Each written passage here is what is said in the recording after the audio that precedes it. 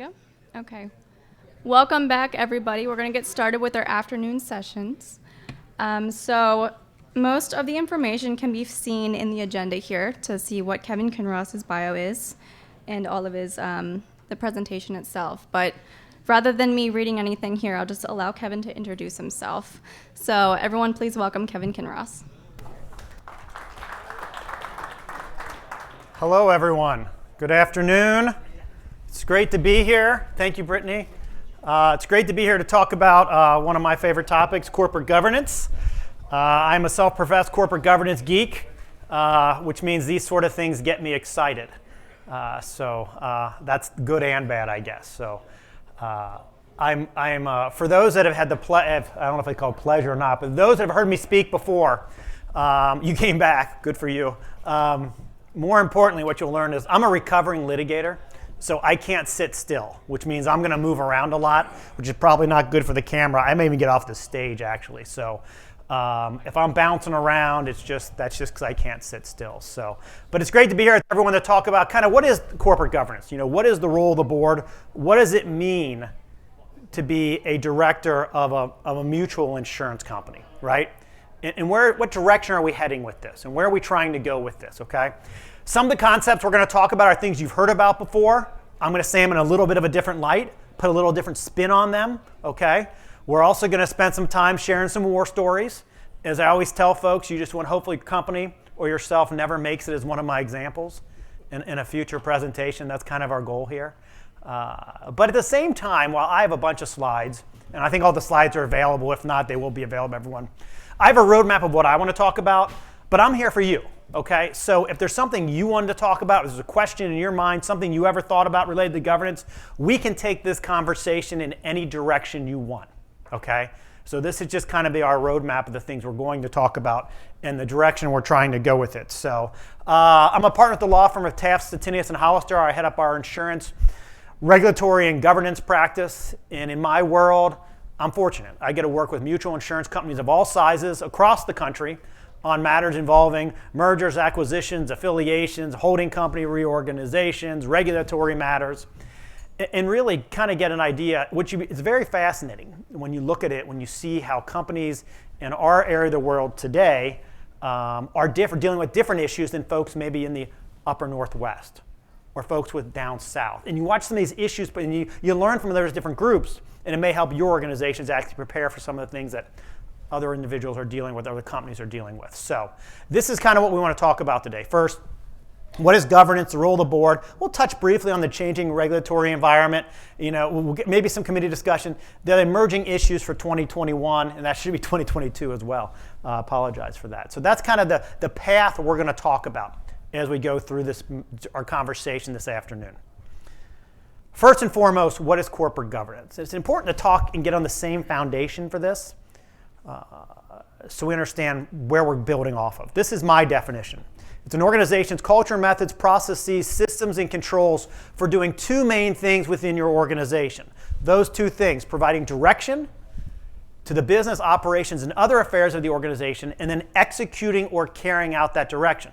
So when you talk about corporate governance, you hear corporate governance, that's what we're thinking about. Those two things, providing direction and then executing or carrying out that direction. Now, governance is the aggregate of many things. And because it's the aggregate of many things, including your culture, what's good for one organization may not be good for your organization. Right? And we have organizations of all different sizes in this room. All right? And I hate the term best practices, and it's for that reason alone. Just because it's best for one organization does not mean it's best for yours. It may be something you want to think about. It may be something you pay attention to. It may be something you take under advisement for your organization, but just because someone calls it a best practice doesn't mean it's the best practice for your organization. So when we talk about these concepts today, we talk about ideas, we talk about what's going on in the world, we have to keep that with our lens on, all right, as to what's best for our organization and who we are. So we're trying to do two things, right? Providing direction, executing or carrying out that direction. Our governance practices and processes and procedures allows us to help us determine who's accountable for what within our organization and who has the authority to do what within our organization. And it's broken down into two main groups, two main roles. The board of directors and then the management team. The board of directors is the highest level of authority within your organization, right? And their role primarily grants authority and sets limits to the management team on what they can and cannot do. And for the board members in the room, you may not think that's what you're doing when the management team brings an idea, a proposal, a concept to you for approval. But when you're approving something, that's what you're doing. You're granting authority and you're setting limits for the management team to do something within those boundaries, right? But it's for the management team then to execute that direction within those limits. And what you can see from very early on, when you break this down to its simplest points, there is a fine line between providing direction and oversight to the organization, the role of the board, and then executing and running the day-to-day affairs. And it's important as board members that we respect those rules, right? And we don't cross over getting involved in the day-to-day affairs. Now, in some organizations, we may wear dual hats. We may be in a position where we're doing both, right? So we got to pay attention to which hat we're wearing at the time. But for a lot of organizations where there is no overlap, it's important as board members, even if you think it's innocuous, even if you think you're just helping, that we don't cross that fine line. Because once you cross that line, all of a sudden, you're potentially exposing yourself to liability because you're no longer operating as a director. You could be exposing the organization to issues, right? And so we want to be cautious of that. You want to pay attention to those sorts of issues. And I have a ton of war stories I'm going to share about some of these, okay? Usually the first half of the presentation is to scare you, and the second half to let you feel good about yourself and all the protections that are in place, right? But we'll talk about those in more detail. So where do governance rules come from? You know, governance has been this hot button topic, you know, for the past number of years. But where do they come from? You know, people started talking about corporate governance a lot around 2002 when the small company down in Texas had a few issues by the name of Enron, right? That led to the Sarbanes-Oxley Act, otherwise known as the Lawyer Employment Act. It gave people like me a job, right? Because that's what I focus on. But governance has been around forever, right? Your governance rules, the rule of what it means to be a board member, the rule of what it means to be an officer, all those rules are embedded in your state corporation law. So that's where we have to look first, right? Right? Depending on where you're domiciled, that's what's going to control. Pennsylvania, you got some Virginia folks. We have other companies in the room. New York. You got to pay attention to those, right? Then we look at state common law. How are the courts interpreting this? How are the courts interpreting the statutes? Are there things that they're interpreting a certain way we got to pay attention to? Federal securities laws. Now I'm going to guess no one in this room at the top, the mutual level, right, is a publicly traded company.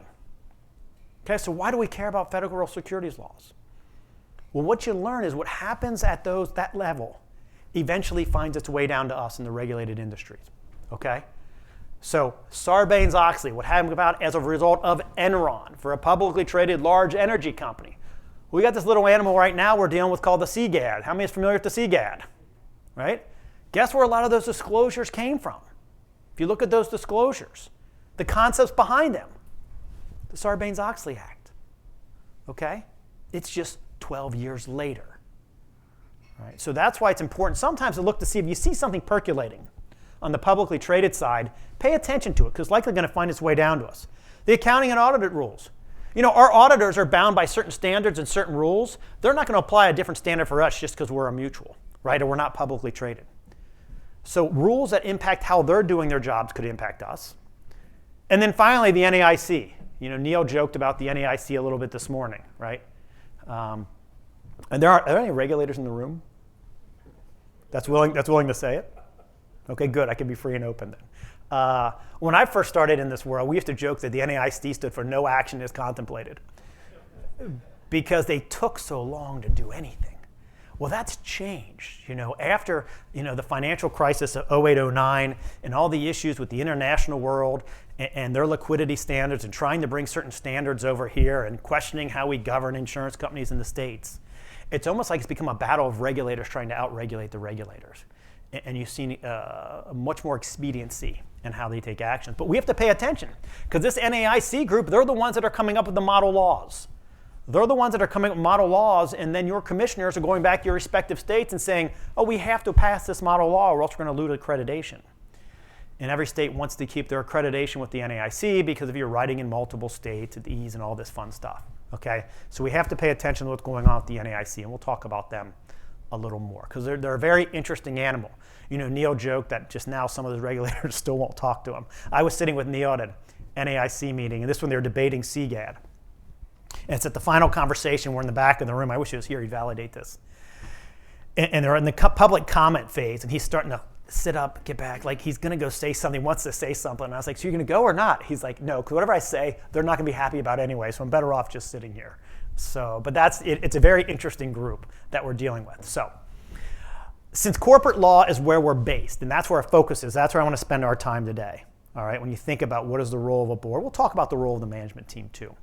So what are the three basic principles of state corporation law that govern and kind of direct how we operate our organizations from a corporate governance perspective? The first one, and we talked about this one briefly already, all authority for decision-making as the matters of policy, direction, strategy, and governance, and oversight as the matters critical to the health of the organization are to be exercised under the direction of the organization's board. That's that key phrase again, under the direction of. It creates that fine line. The board, unless invited to or unless you're wearing separate hats, should not be getting involved in the day-to-day affairs, okay? For a number of reasons, we'll talk about that, okay? But that's a critical concept we don't lose sight of. I'm going to mention this over and over and over again. And I don't care if you write $1 in premium or you write $2 billion in premium. I've seen this issue in boards. Okay? This is one of those things where I have this laundry list at the end of those key issues to think about for 2021, 2022. That issue has been on the list every year since I started creating that list. Okay? Understanding what your proper role is, because it's critical to the appropriate governance of our organization. Okay? Second, a board functions only as a board as determined by the majority of its members present at a meeting at which quorum is present. So what does that mean? Well, at a high level, it means no one board member has any more authority than any other board member. Sure, we may have the chair of the board or the president, whatever you're going to call them of the board, who helps set the agenda, helps run the meetings, make sure they're efficient, everyone's talking, but their vote's not any more important. We're all one. And if we have a matter in which, let's say you have a 9-person board and it's a 5-4 decision, if you're in that minority, you're one of the 4, guess what? You don't have the authority to go outside the boardroom and say, hey, guess what? That decision, those clowns were wrong. I don't want to be on that. I don't know why they did that. You don't have the authority to do it. The board speaks as one. If you go outside and do that, you're potentially subjecting yourself to potential liability. Okay? Now, there are ways to get around that. If you believe so strongly in something that you voted no, and whether you think it's unethical, not the right best interest of our members, it's illegal, when you vote no, you can make a request that the minutes specifically list that you voted no on that item. Otherwise, everyone does their minutes a little different. We'll talk about minutes here in a second. You're not required to take a roll call vote. It can be a hand vote or yes or no. You don't have to count the numbers of votes. But if it's a particular issue that you believe strongly enough in, you should say, I want the minutes to reflect that I voted no on that. And that's going to be the protection you need going forward. Okay? There are very few spots, and I'm going to go on a minute tangent now. There are very few spots in minutes you actually need to include names. And this always gets people interested.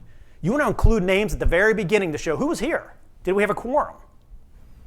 You don't include names if someone wants to vote no. You want to include names if there's a board member that has a conflict of interest, and we'll talk about conflicts, to show that Director X disclosed a potential conflict, and the board discussed it, and then maybe Director X leaving the room to show the minutes reflect that they weren't there participating in the vote and or discussion.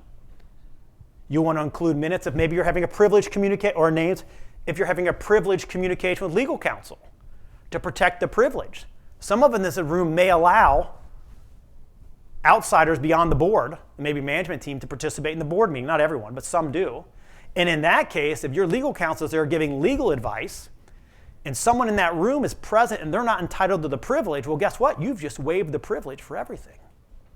So you want your minutes to reflect and list the names of people who had to get up and leave the room in that situation. Okay? But there's a lot of places where I see names listed that aren't necessary. Now, for some of that's your culture. Some of it's been your past practice, and I want to come in to say change your practice all the way. But I say these issues for you to think about them. It's not required to say, Director Steve made a motion and Director Jane seconded it.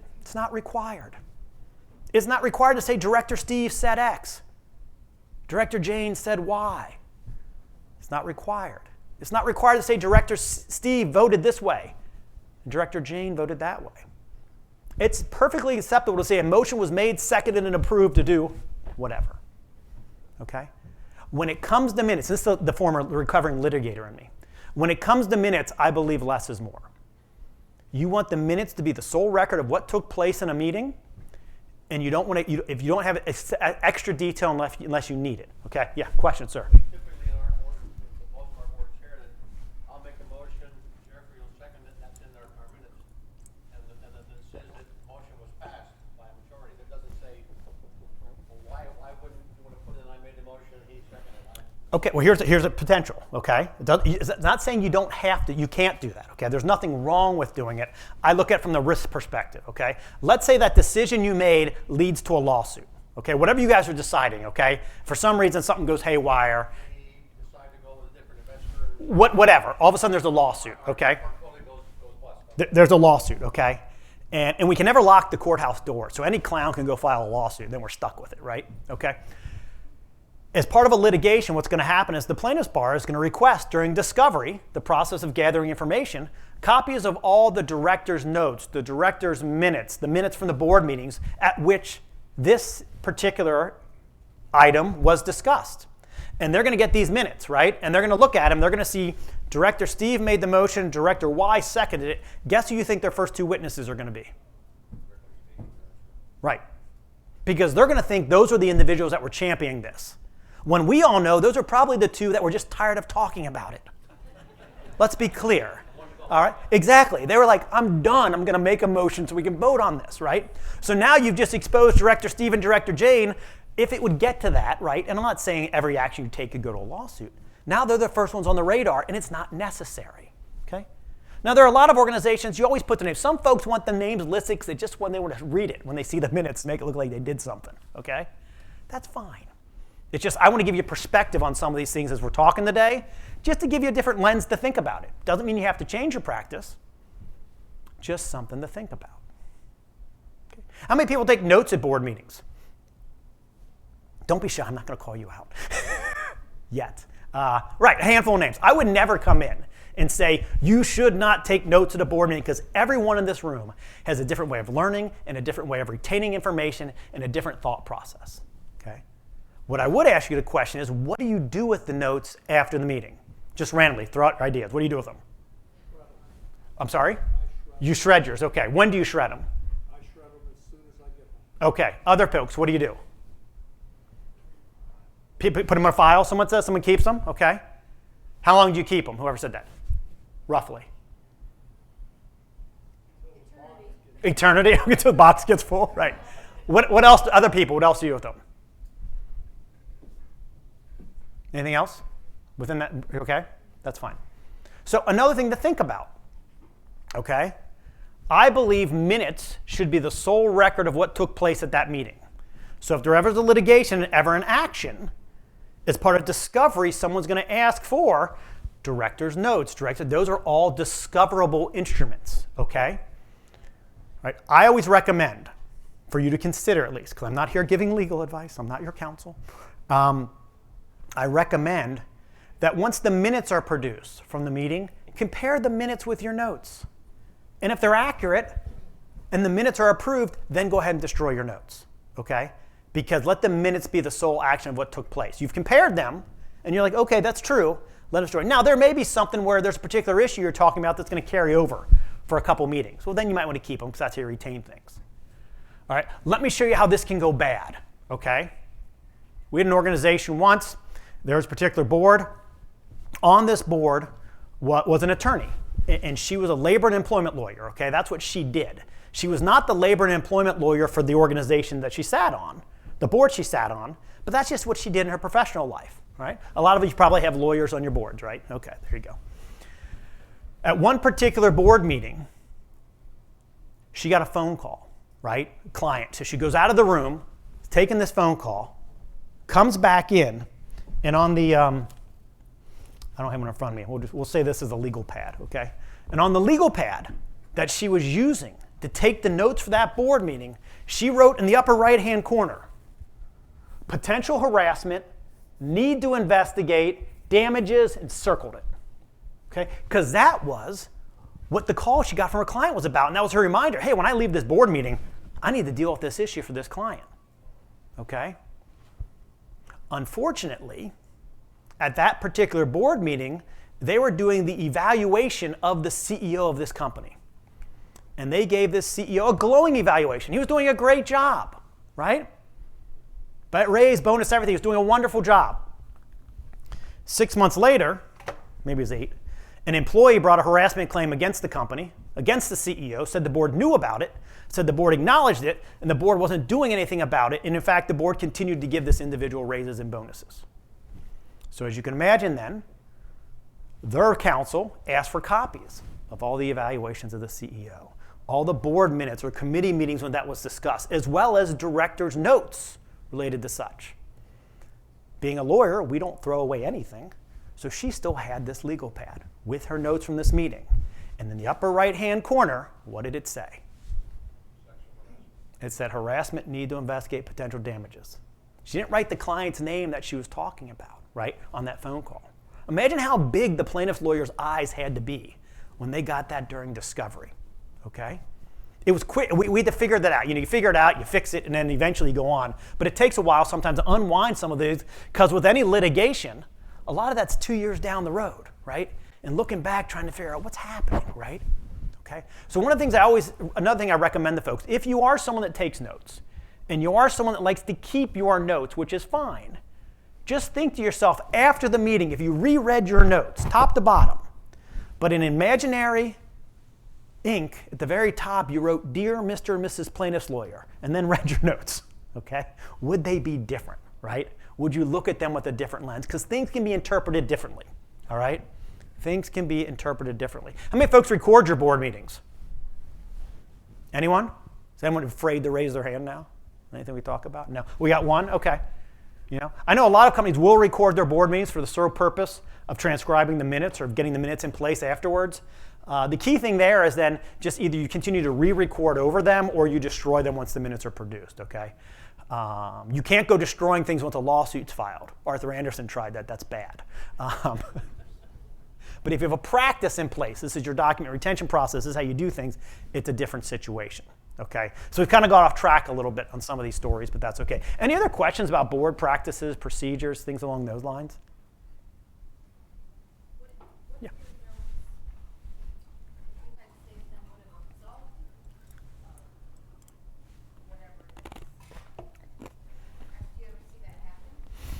I haven't, because if it's something like that, it's probably showing up in the minutes already.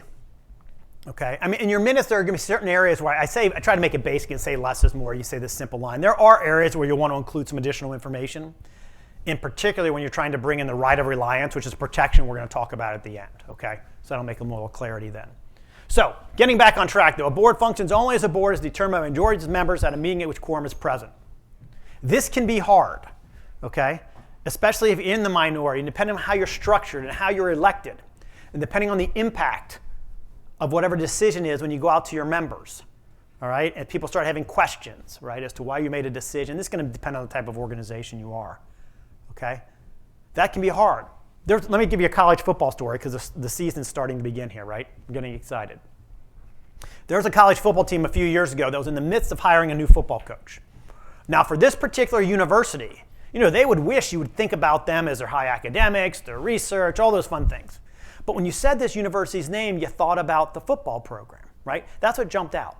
So this was going to be the single most visible decision that this board would make in their tenure. It was clearly not the most important decision board members of a university were going to make in hiring the football coach. But it was the most visible, all right?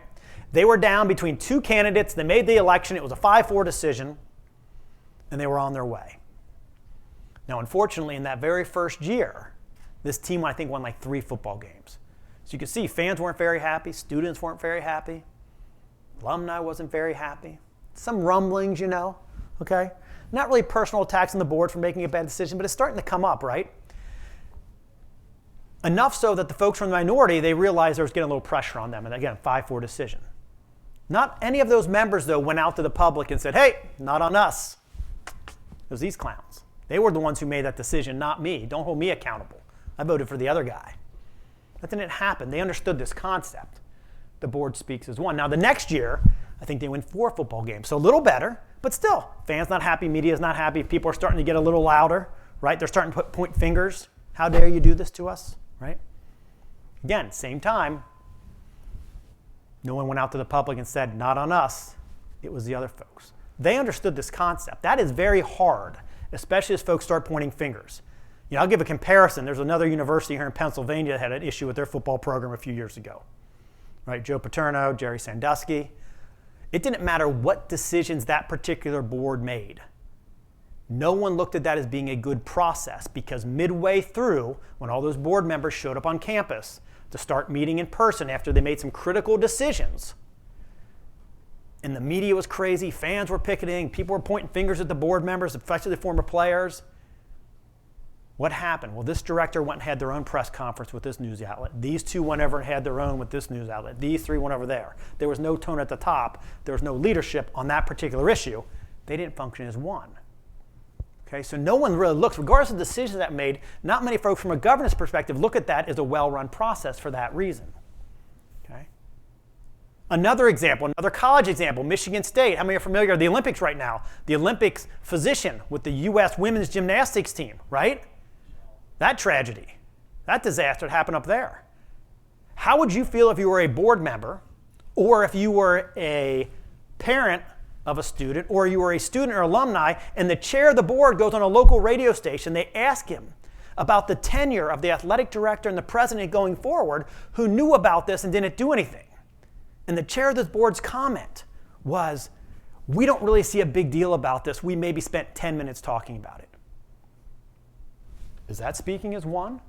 Do they have the authority to go out and say that? Is that the message you want portrayed? Right? So we got to think about these things, right? When you leave that boardroom, even though you're not something getting national attention, when you leave that boardroom as a board member, even if you were in the minority of a decision, you can advocate all you want for a decision when you're in that room. Advocate whatever you believe is in the best interest of the membership as a whole. But once that vote is taken, that's the direction we have to go by. We have to stick with this. Now, that one example I gave with the football coach, the 3rd or 4th year, they won a national championship, so everyone was happy, everything was good, so everyone could go on their merry way. So that worked out well for them. It was a school, they were between 2 coaches, a guy by the name of Paul Brown and a guy by the name of Woody Hayes. And they hired Woody Hayes.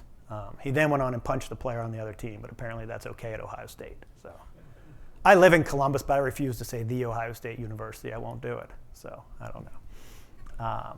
But that's this concept, so we don't want to lose sight of that. Board speaks as one. Third one, matters in which directors or officers have a personal or economic interest should, to the extent possible, be decided by those disinterested in the matter. This is our normal conflict of interest policy, more than the financial one, okay?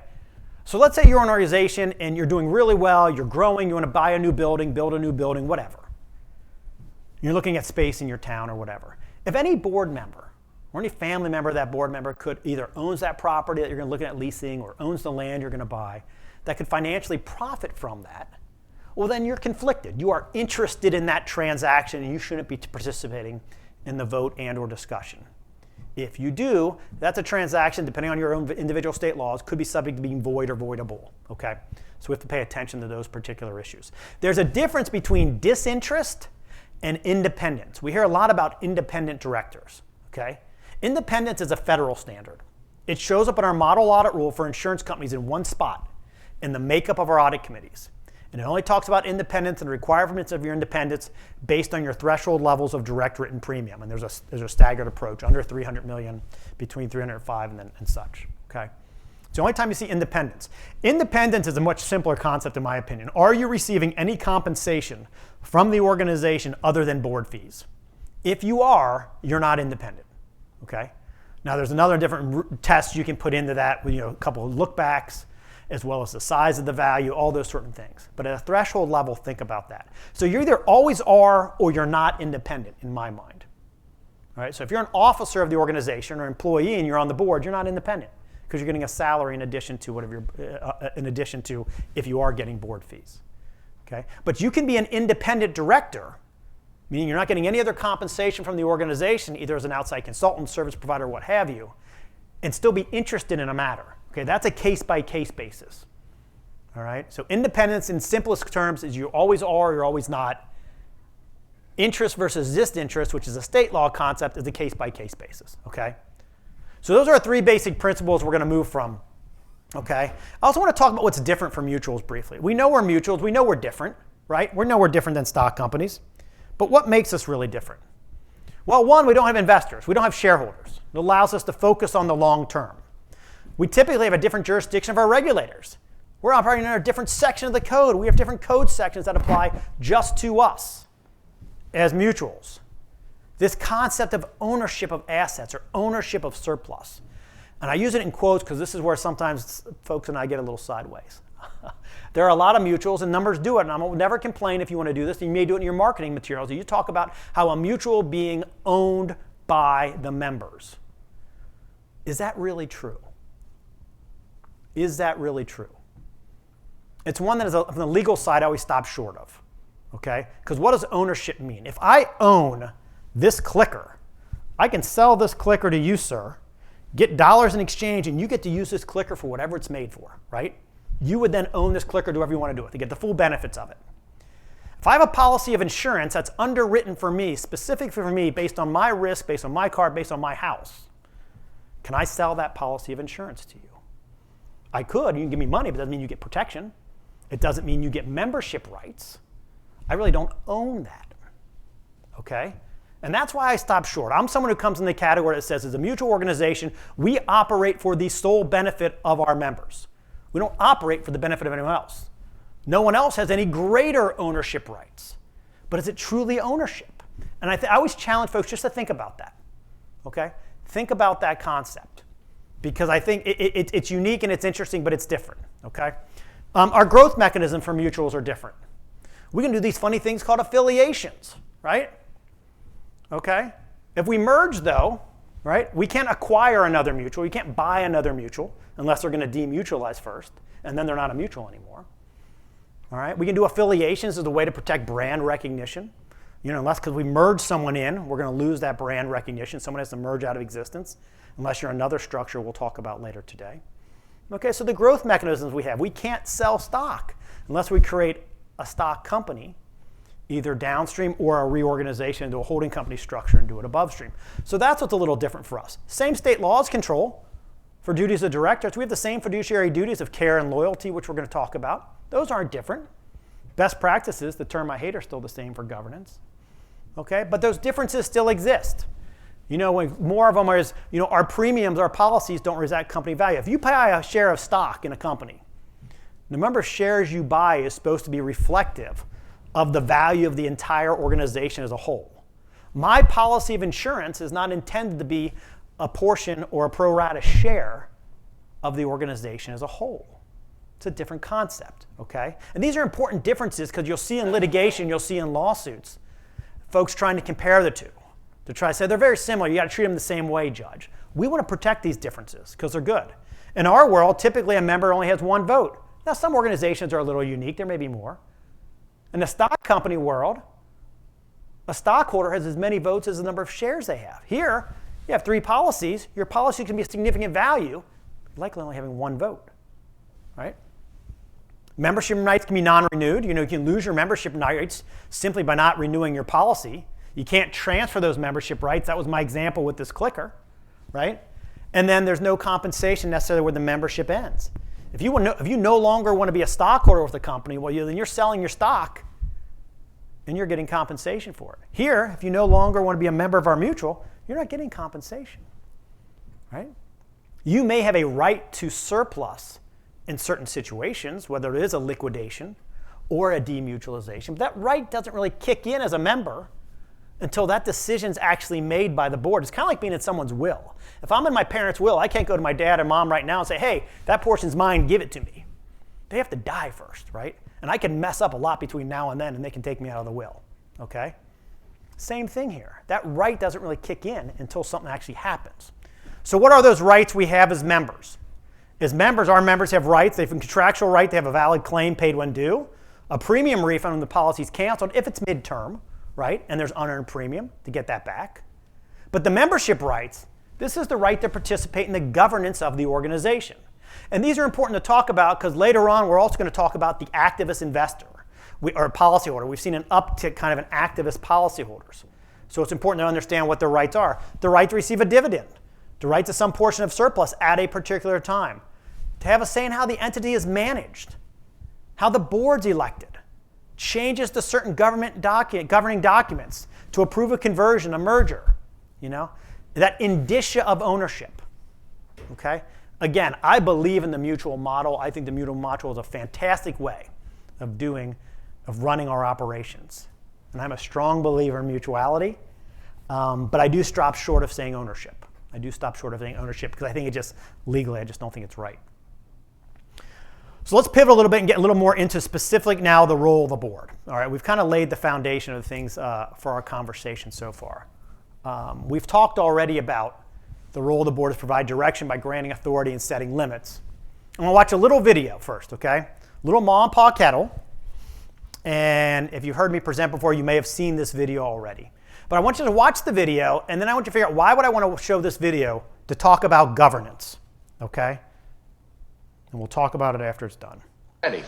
I figure 75% to you, Pa and Ma, and 25% divided between the 5 of us. Gida, Crowbar, myself, Tom, and the baby. That makes 5% for each one of us. Billy, you're cheating yourself. If there's 25% divided among the 5 of you, that's 14% apiece. Oh, no, listen, Pa. I wouldn't cheat you. You know I wouldn't. Now, look here. I'll show you. Let me rub this out here. And now, 25 divided by 5 is 5. You see, 5 won't go into 2, will it? No.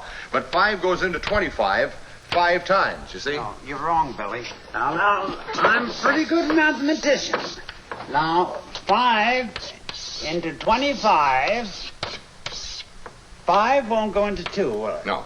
But 5 goes into 5 once. Now, we didn't use the 2 before, so we bring it down here. Now, 5 into 20 goes 4 times. There you are. 5 into 25, 14. No, look, Pa. Let me prove it to you now by multiplication. 5 times 5. 5 times 5 is 25.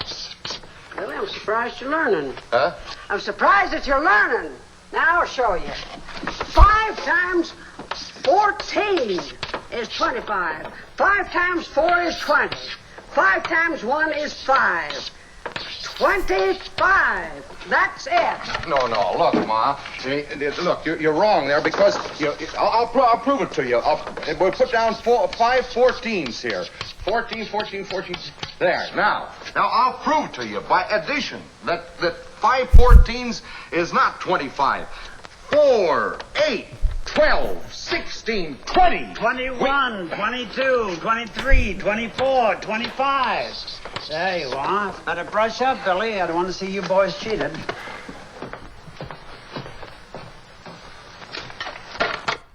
It's kind of like how I feel and help my kids with their homework. I don't know if it's Common Core or something. I just can't figure out what they're doing these days. So why would I show this video? Why would I show this video to talk about governance and talk about the role of the board? Thoughts? I've scared everybody into participating. What do you think? Why would I show this? What do you think? Perspective? Different perspectives, right? Clearly in this situation, there's a right and a wrong perspective, but different perspectives. What else?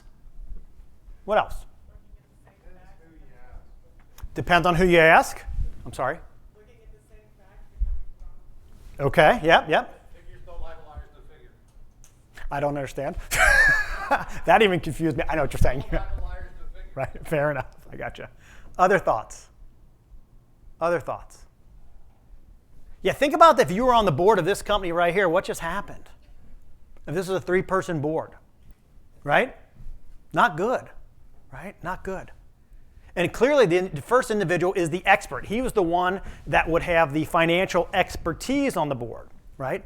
So as board members, not only is it important that we understand kind of the facts and what we're trying to do and the different perspectives and distilling all that, but also understanding in our boardroom who has what background, in our boardroom. And if you know there's someone on your board that has a financial expertise or has a technology expertise or has an insurance expertise on certain issues, you may want to direct your questions to them and say, hey, maybe we should listen to them on this particular instance. And what happens with him at the very end? Just throws the chalk down and gives up, right?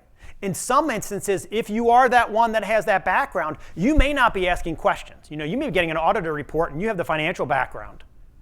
And you're not paying attention to a lot of the issues because you get it. It makes sense to you. It may be beneficial for you to ask more questions to help raise the knowledge of everyone else up in the room, okay, as we're trying to go through this. Okay? That's the importance. You're going to hear this concept expertise board. That's one of the reasons why on your CGAD now, they're starting to ask questions to describe the expertise present on your board. And that expertise is valuable. I'm a big fan of expertise boards. All right? I like to follow the phrase structure follows strategy. And the structure of your board should follow the strategic direction of your organization. Okay? And it's not necessarily because you have someone that's in the room that is supposed to be getting involved in the day-to-day affairs, but you have people in the boardroom that know what are the right questions to ask. And you'll see how important that is later when we talk about protections of board members. Okay? So we'll probably revisit this a little bit, but 5 does not go into 14 25 times, or 5 times 14, whatever. So what are the standard functions of directors then, if we start getting into this more? 1, decision-making, which we talked about. Oversight is the most critical to the health of the organization. You spend most of your time as a director, or you typically should, in this role, in that oversight role. Okay? This is where I would say the biggest flaw of directors today and boards today. And unfortunately, we train ourselves in this position. But I believe the biggest flaw of boards today is we spend too much time looking backwards and not enough time looking forwards. Right? And why do we do that? Because look at our agendas. Well, let's look at results from last quarter. Let's look at financials from last quarter. Let's see what took place last quarter. You've now spent half your board meeting looking at things in the past. You've lost all your energy. And now you're not allowing enough time to focus on those strategic initiatives. That where are we going? What are we going to do? What are we trying to do with who we want to be in the future? All right, so don't lose sight of that, okay? And then the last function for the directors that I include is mentorship. And I like to include that because every one of you that's a board member, you're likely on your board for some reason, for some value that board saw on you to elect you to the board. Don't check those experiences at the door. Bring those into the boardroom. Things that you've experienced in your outside of your own professional lives or your own day-to-day business may be things that will help your CEO, help your president, help your manager, whoever the highest ranking authority is on the day-to-day business affairs of the organization. Don't check those at the door. Bring them into the room. Okay? Fiduciary duties. This is how you're judged as a director. They're going to question you on whether you comply with your fiduciary duties. You have 2 main fiduciary duties. You will hear other ones. Your 2 main fiduciary duties are your duty of care and your duty of loyalty. You will hear things of duty of candor, duty of obedience, duty of confidentiality. Those are great. I mean, I guess they exist. But they're not in statute. They fall into these categories. These are the 2 you're going to see in statute. Your duty of care, to exercise the care that an ordinarily prudent person would in like or similar circumstances. And then your duty of loyalty to act in the best interest of the organization. Now, what do those mean? I mean, you can tell a lawyer or some regulator wrote it because they don't make sense, right? So what do they mean? That's what we're going to try to demystify those here. Okay, and what does it mean for those in the simplest way possible? Before we do that, I want to do another quick group exercise. Let's imagine a room. Let's take like this corner over here, all right? Let's imagine a room. It's not very big. We'll just say like from this corner over, okay?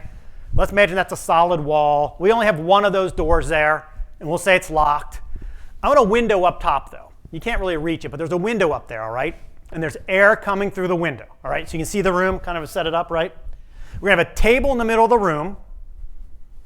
A couple chairs are pushed away from the table. There's glass and water on the ground. And Bill and Hillary are laying dead. How did they die? First, how many people have heard me give this example before? Anybody? Exactly. Well, that's our first answer. Someone yelled, who cares? Okay. So our first example as to how Bill and Hillary died was who cares, okay? So I've probably given this example to over 100 boards or 100 groups. So we'll see if we come up with anything creative. Unfortunately, I've heard that one already. So we got the room set up still, about this size. We'll have one door, it's locked, a window at the top, air's coming through the window. There's a table in the middle of the room. A couple chairs are pushed away from the table. There's some glass and water on the ground. And Bill and Hillary are lying dead. How did they die?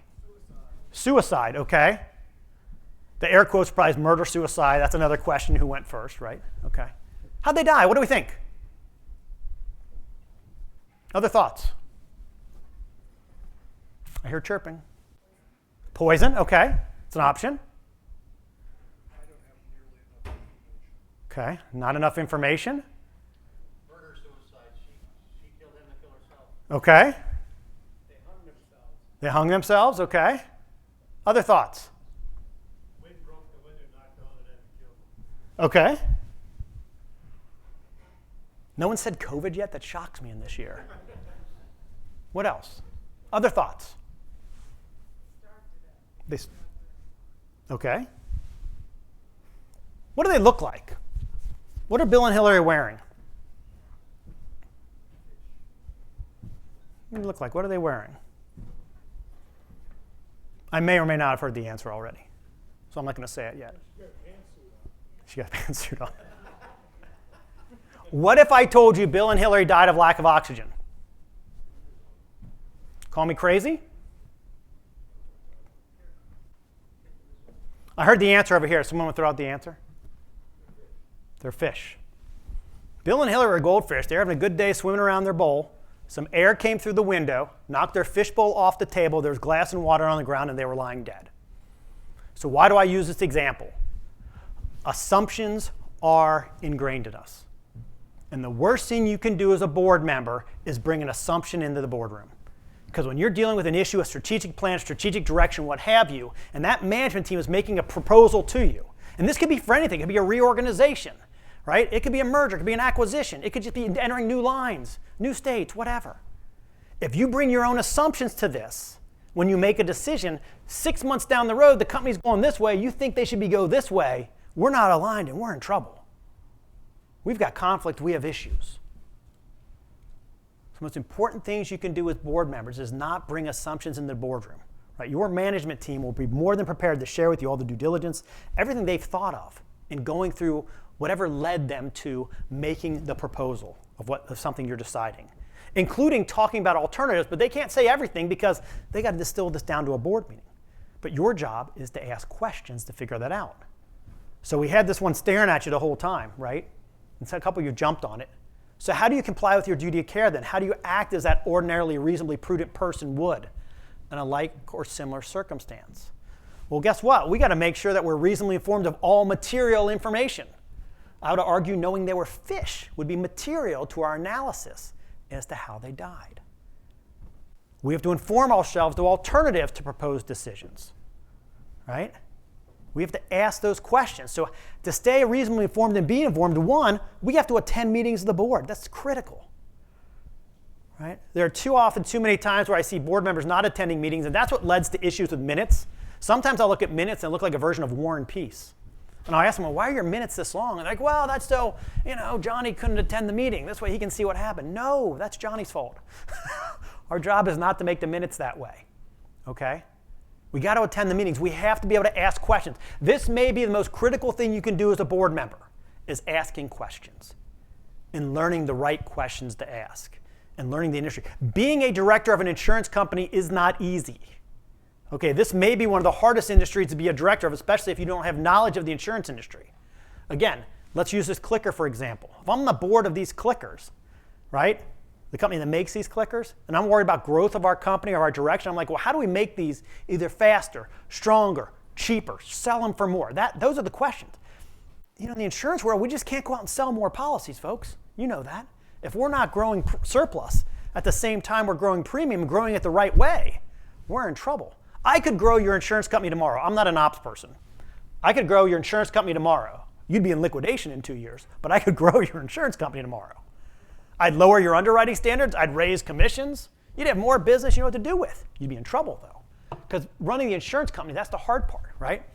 And so we need to be able to ask those questions and understand the industry. And the last one, I hate how I write it, but there's probably no better way. There probably is. I got to figure it out. But make reasonable attempts of the detection and prevention of illegal conduct. Basically, it doesn't mean you're on a witch hunt for your management team. It just means is something not passing the smell test. And if it's not passing the smell test, you can't look the other way. You need to ask those questions and dig into it, okay? You got to do that. So what are the types of questions you should be asking as a board member? Well, the next couple slides, I have a laundry list of things to consider. What are we doing? Why are we doing it? How are we doing? What's being asked of us? What's expected of management? And that's what these are, all right? The why are we doing, what are the risks? I like to focus on the reputation risk. A lot of folks don't bring reputation risk into their analysis, but it's critical. Because what are we selling? We're selling peace of mind. We're selling stability. We're selling folks that, hey, when you're at your worst on the personal line side, we're going to be there for you. Same thing for commercial. If we have a reputation hit or anything hits our reputation, right, our folks are going to be right with you. Our people are going to be with you. And that's not only the agents, but also our members. Right? So we've got to pay attention to the risks of the organization. What's being asked of us, what's expected of management, and such. Okay? One of the things on management is like, is there terms of reporting back to each other if you're on your path with your strategic plan? Okay. With the strategic planning, I use the example to kind of make sure we're aligned. Alignment's critical in all of this. We need to be aligned with what we're trying to do, both the board and the management team. All right? We got about 5 minutes, is that right? 5, 10 minutes? All right, so we're going to go a little further, and we have a break, and then we'll wrap it up in another hour session. We'll do this video, and they're going to wrap it up. How many people have seen this movie? The Man Who Shot Liberty Valance. Classic, old Western. Jimmy Stewart, John Wayne. Jimmy Stewart comes into this small town, right? And on his way in, his carriage he's jumped, he's beat up by a group of local thugs led by Liberty Valance. Now, he's nursed back to health by local rancher's family, and Jimmy Stewart says, well, I want to bring law to this town, right? And I think we should get statehood and do all these other great things. And John Wayne's character tries to talk him out of it and says, listen, buddy, not a good idea. Liberty Valance isn't going to go for this. All right, so that's a little preview of what's happening. I'll show a little video clip, and we'll talk about that briefly, and then we're going to end that for our break until the next session. So right here, John Wayne just told Jimmy Stewart something. Clearly, he doesn't like what he said. But Jimmy Stewart now is walking in because they just won statehood. He just won election. It's a big deal.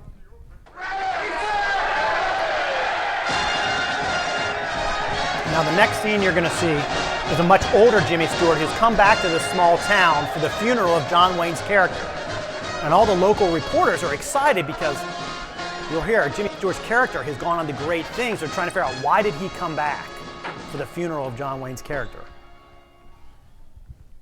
Well, you know the rest of it. I went to Washington. We won statehood. I became the first governor. 3 terms as governor, 2 terms in the Senate, ambassador to the court of St. James,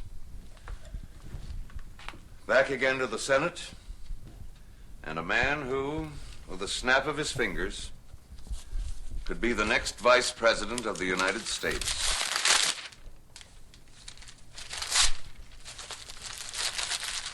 Well, you're not going to use this story, Mr. Scott?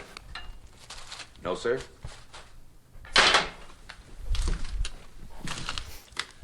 This is the West, sir. When the legend becomes fact, print the legend. He's right, Rance. The key line right there, when a legend becomes fact, print the legend. So what happened in that first clip where John Wayne's talking to Jimmy Stewart, he walks in and says, listen, buddy, I know all these great things just happened and you just got elected, but I got to share something with you. I know you can't, when he was challenging Liberty Valance to do these things, and Liberty Valance said, you know what, I don't want any of this. I'm going to challenge you to a duel in the town square. So they met. Guns were drawn, shots were fired, and Liberty Valance was dead. So Jimmy Stewart's character became the man who shot Liberty Valance, which is what propelled him to that election, propelled him to all those great things. Well, right before he walked into that room, John Wayne's character went and told him, said, listen, buddy, I know you couldn't shoot worth a lick, and I didn't want to see you die. So I was down the alley, and I was the one who pulled the trigger to shoot Liberty Valance. So everything that Jimmy Stewart's character did was built on the legend. He was the man who shot Liberty Valance. He comes back and shares that story with those reporters. And they stand up and tear up the notes and throw it in the oven and say, this is the West. When a legend becomes fact, you print the legend. I was listening to a comedian on HBO, a guy named Robert Wool, doing a story on history. And it's still out there all over YouTube. You can find it.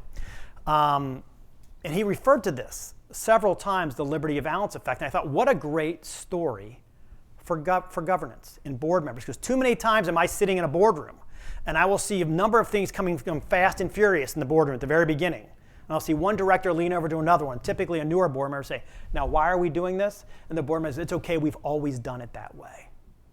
And right there, they've let a legend become a fact.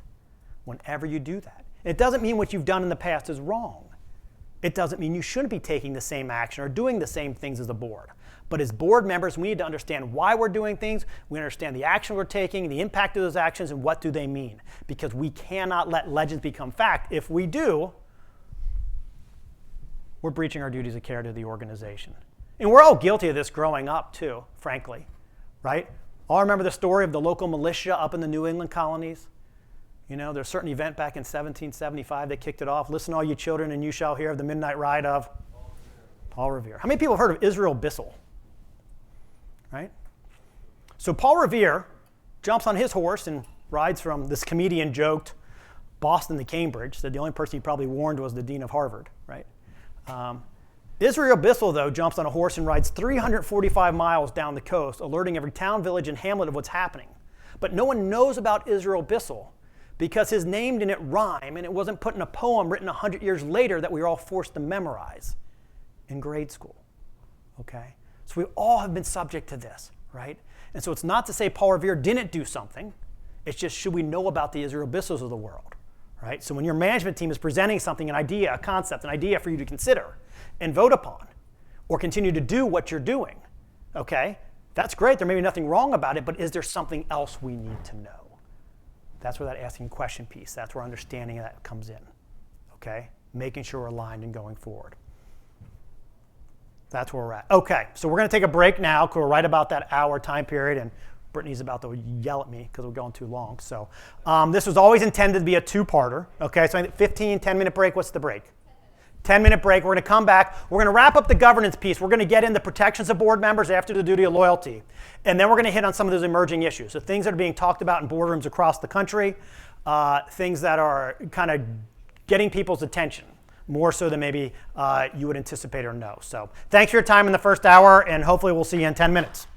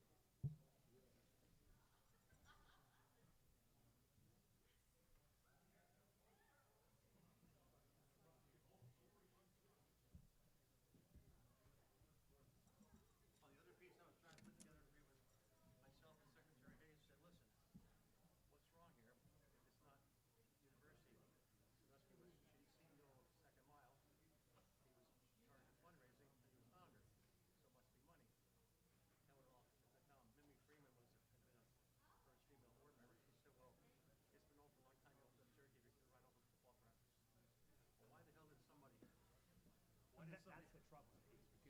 Nobody wanted to challenge it, nobody wanted to speak up, so.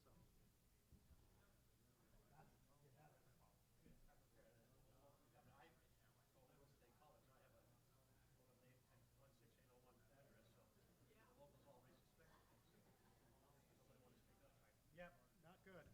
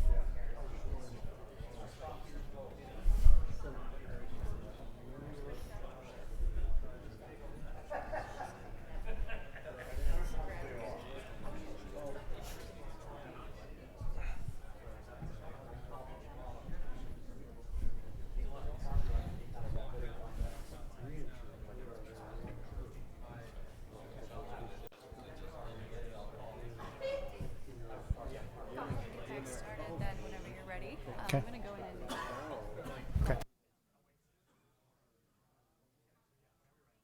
Yep. You get started again? I think so. Why, you have a question? Yeah. No, I don't want the mic on.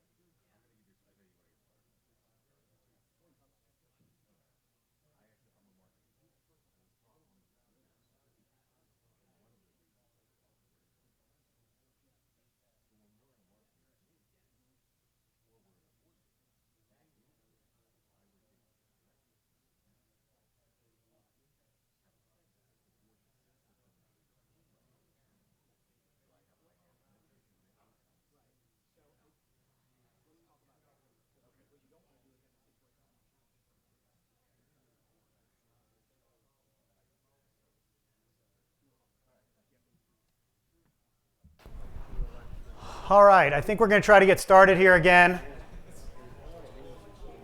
I know it's the afternoon. We're getting snacks. We're getting tired. I get it. One more hour with me. One more hour. I don't know. Do you guys have any sessions afterwards? Or are you guys done after this? I don't even know. Okay.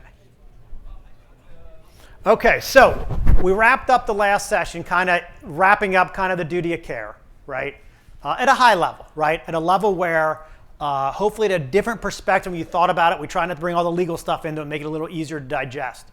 But then what about your duty of loyalty, right? To act in the best interest of the members. What does that mean, your duty of loyalty, right? Well, it's in or not opposed to the best members. The key thing there is our members as a whole, right? It's not one member. It's not these 2 or 3 members, it's a collection, but it's the members as a whole. So as a board member, When you're making a decision and you're thinking about that, you need to think about what's going to be the impact on the membership as a whole. Okay? That's kind of where our focus is. When you're making decisions, everyone loves unanimity, and everyone thinks it's great if you're unanimous, you can say it's unanimous, but it's not required. It's okay to have a decision that has no votes. There's nothing wrong with that. That's perfectly acceptable. All right? And it's even okay if you have an even vote. All right? A lot of folks say, well, we want to avoid a board of 8 because it's 4 and 4. We can have an even vote. Well, that's just a no vote, right? Because a yes vote is a majority of the board members, so anything less than a majority is a no vote. So it's okay even to have even votes, right? So it doesn't require unanimity. It's okay that we have difference of opinions. That's actually good. I did have one question over break that I want to follow up on. The question was related to the conflict of interest policies. And actually, when does that conflict kick in that someone shouldn't be participating, right, if they have a financial interest? And I would encourage you to go back and look at your conflict of interest policies. If you don't have one, you should have one. If you do have one, go back and look at it. Does it disclose? Does it specifically state what it should be, right? Because there's a couple different ways on the spectrum, okay? You know, the one end of the spectrum is the board member discloses the conflict. The board determines whether there's a conflict or not. And then based on that, the person can even stay in the room. They just don't participate in the vote. Okay, that's one method. The other end of the spectrum is the board gets wind of the conflict. They make a determined a conflict exists, but then that person leaves the boardroom and they don't participate in the discussion and or the vote. Okay, this is your best practice. Okay, in most situations. There's always some caveats. Okay, this is the best practice because sometimes the person's mere presence alone could have the impact of influencing a vote. Okay. Right. It doesn't mean if you're over here you're wrong. It's just something you want to monitor more, okay? Or it doesn't mean there's a situation that the person couldn't stay in the room for some other reasons. Just you want to pay attention to it, okay? So that's the things you want to look at as it goes to there. If you look at your oversight function, you know, I told you spend most of your time or a good portion of your time in that oversight role as directors, right? Well, what does that mean? It falls into these categories. Oversight, make sure we have accurate financial statements. The appropriateness of actions taken for succession. That's not just board management succession, but board succession.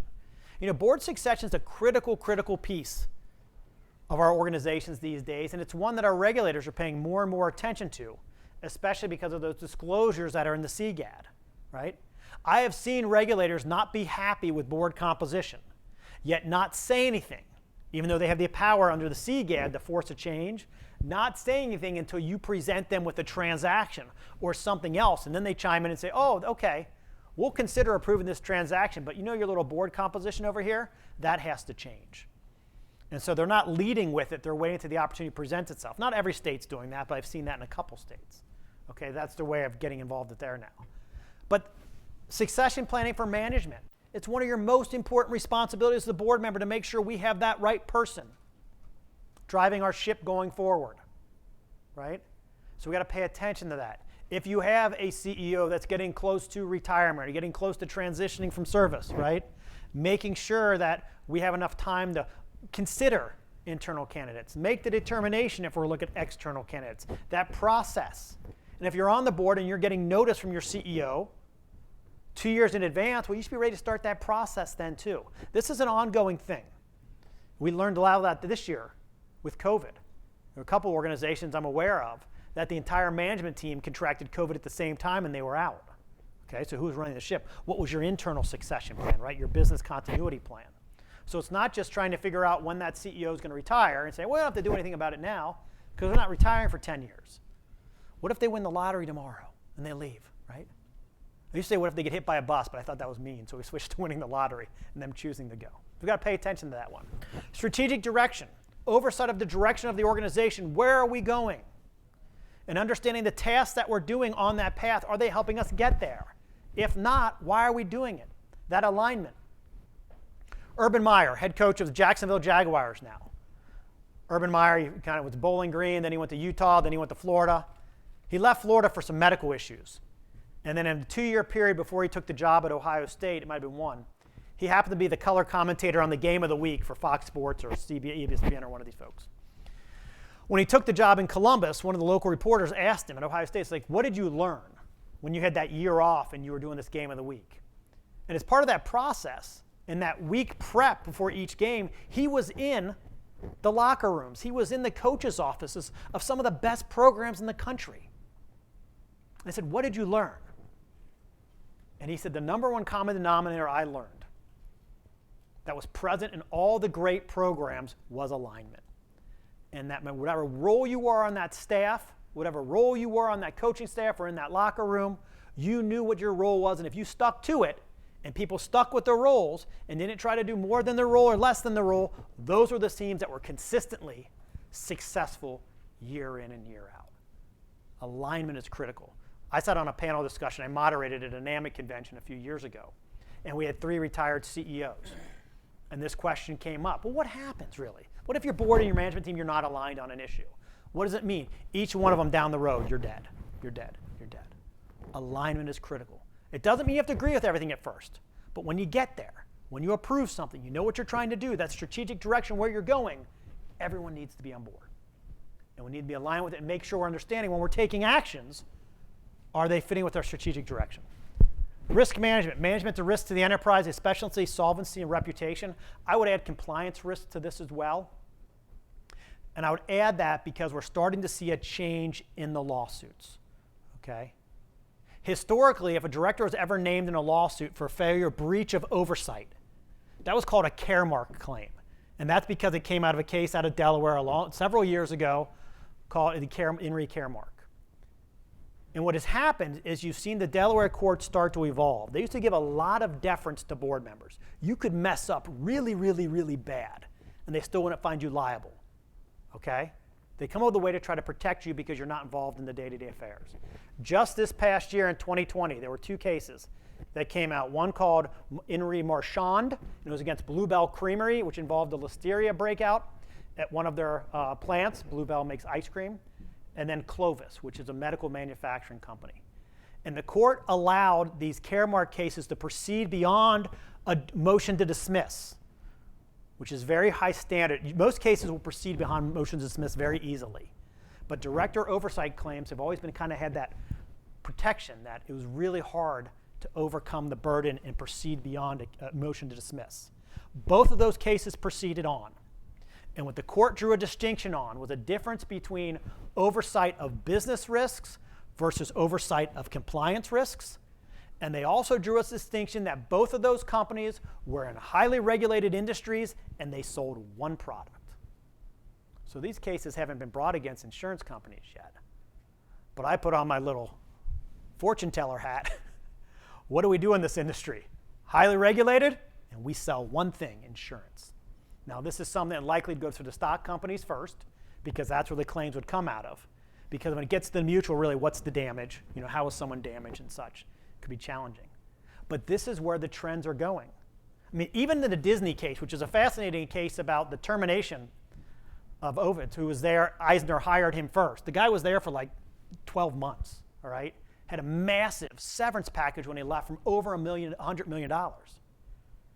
And the board was named in a lawsuit with, did you know about it? Did you participate in it? All these sorts of things. And they found out, essentially, by going through it, they spent maybe 10 minutes on it at a board meeting on this compensation package that was being offered to this CEO at the time.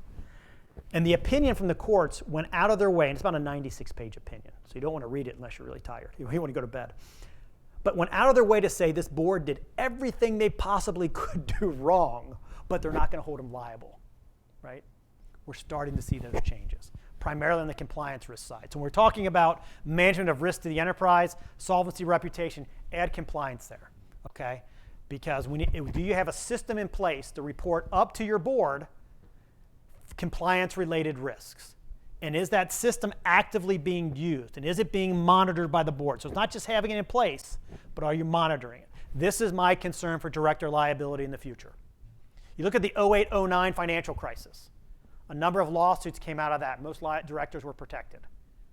Essentially what came out of it was, yeah, directors, but I'm surprised they went some of that route, but they drew the distinction again between a business risk and the red flags from what was going on with collateralized debt obligations and mortgage-backed securities. And at a high level, as a board member, did you need to understand those things? Did you need to understand the intricacies of a mortgage-backed security or a collateralized debt obligation? Probably not. But should they have understood how important those instruments were to the business model of those particular companies and the impact it would have on those companies if things went weird, right? Gets back to, do you understand as a director the insurance model? Do you understand how we make money? Do you understand how the business operation works? Those are the critical pieces. But there's a difference between business and compliance risk, and we'll show you that in some of your protections as well. And then the last one is understanding cyber-related risks and impacts of social media to the organization. Not necessarily because directors are supposed to be out there on social media tweeting or what have you on this stuff. Just to understand, really, how we're managing that and how the barrier of entry for someone to start a claim against your organization costs nothing for them to go to social media and start bashing your company. And how do you react to that? And this is going to be different for different levels of companies and how you're using and engaging it. But understand, these are just some of your key oversight areas. It's not everything. It's just things to think about with different lenses. Anybody know who that is? Any golfers in the room? This is a fun story, I think. Okay, we have a golfer. Do we know what that is? And I would say not just a tree. You could. Well, we'll get to that, actually. This is what's called the Eisenhower Tree. The Eisenhower Tree sat on the left side of the fairway at Augusta National Golf Club on number 17. It was called the Eisenhower Tree because President Eisenhower was a member of Augusta National while sitting president. Okay? Spent a lot of time golfing at Augusta National. And for the golfers in the room, President Eisenhower was right-handed. He played a slice. Okay? Maybe he would call it a fade. We'll be nice to him. Okay? So where this tree set up on the left side of the fairway, it didn't matter how good of a round he was playing. He got to the 17th hole, he hit this tree every single time. So he started this ground movement within Augusta National's members to get this tree cut down. Nothing really happened. He also sat on the board of governors for Augusta National. Okay? Imagine that, sitting president, leader of the free world, also a member of a very exclusive golf club that had questionable membership practices at the time. But Twitter didn't exist, and no one talked about it. Okay? So it got to a point at a board meeting. Clifford Roberts, the chair of the board, towards the end of the meeting says, any new business, President Eisenhower stands up and makes a motion to have the tree cut down. To which Clifford Roberts immediately declares him out of order and adjourns the meeting. Now there's some good governance there, and there's some bad governance there. What do we think? What was the good governance there? Thoughts? Okay, conflict of interest, was that just related to him? No one else cared, right? Okay, he was interested. Good. Other thoughts? Good governance or bad governance? I mean, he raised it in new business, right? He raised it as a member, right? Who someone said he thinks it's something to discuss. Didn't give an opportunity to discuss it, really. That's on the bad governance side, potentially. He just declared him out of order and said, we're not going to talk about it. If you Google this, you'll see Clifford Roberts says, he would say he knew the direction this was going, so he had to nip it in the bud quickly. Other thoughts, good or bad governance? Who thinks a decision to cut down a tree is a decision that should go to the board? Is that a management decision or is that a board decision? How many think it's a management decision? How many think it's a board decision? How many are afraid to vote? Well, it's a fascinating question, frankly, because I would argue typically that would be a management. That's a day-to-day operation thing, right? But then you look at what's the sole asset of Augusta National? The golf course. Highly renowned architect put that tree there for a reason.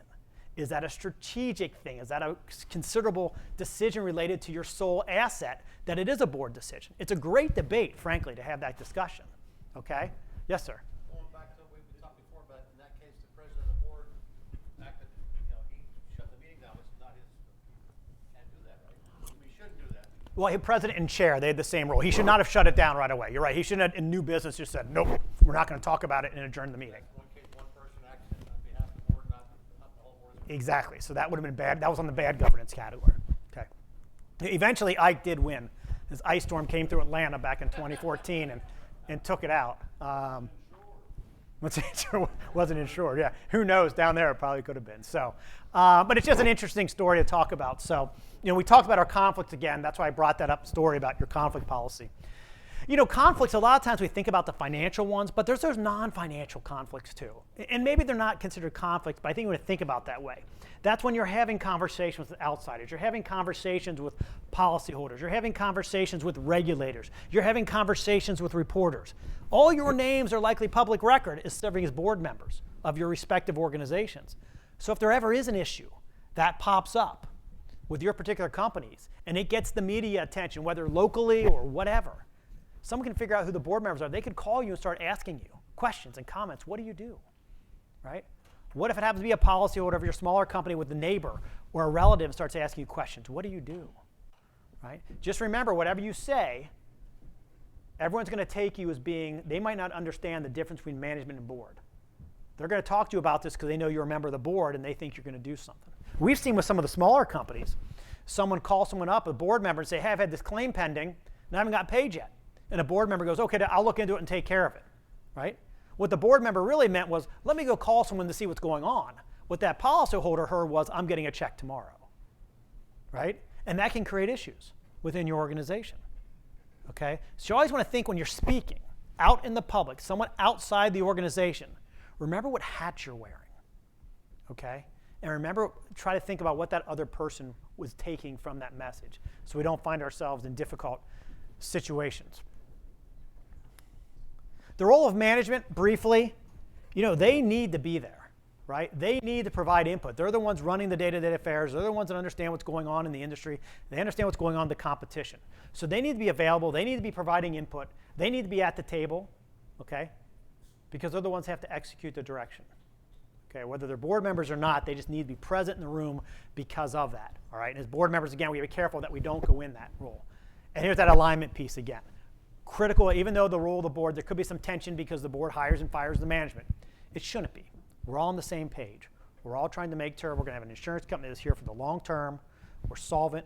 We're able to pay claims when they come due. That's our goal here. If we have time, we're going to come back to this.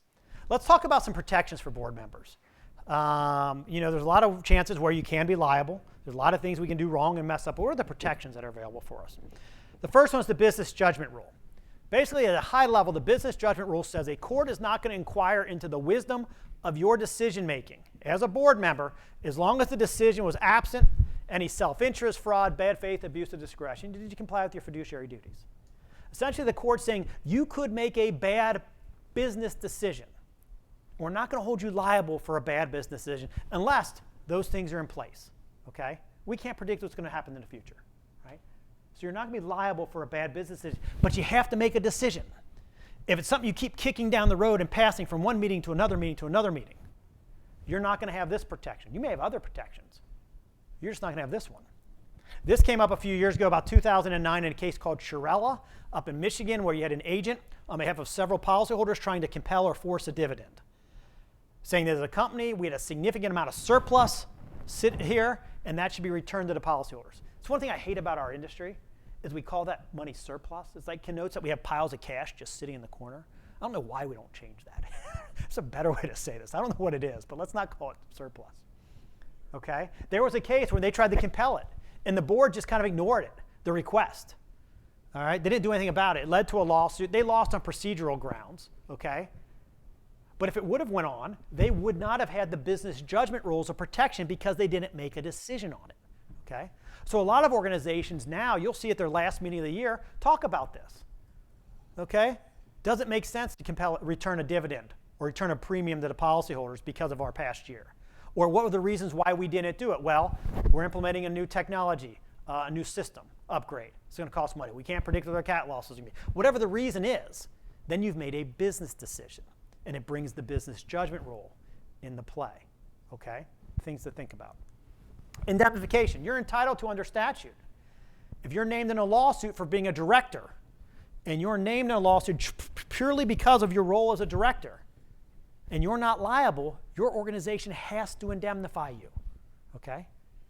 And they can advance those fees throughout the course of the litigation, but it does require an undertaking on you that if you are found liable, you have to pay that back, okay? So statutory indemnification is there. Contractual indemnification. Some companies take statutory a step further. And they essentially say, what are your protections today under statute? What are your protections today under our bylaws? Let's lock those in a contract. So if any of the statutes change or the bylaws change, it doesn't change the rights you have today or the rights if you left the board. There was a bad case in Delaware. We talk about Delaware cases because Delaware is considered the gold standard for corporate actions. They have a special court, the Chancery Court, that only deals with corporate actions. No juries, just judges. So you're getting more sophisticated review. And so a lot of folks look at Delaware as the gold standard. So those cases carry a lot of weight, even though their duties aren't statutory or codified. There was a case in Delaware. There was a director on the board. He left the board. For whatever reason, they changed the indemnification rights of board members.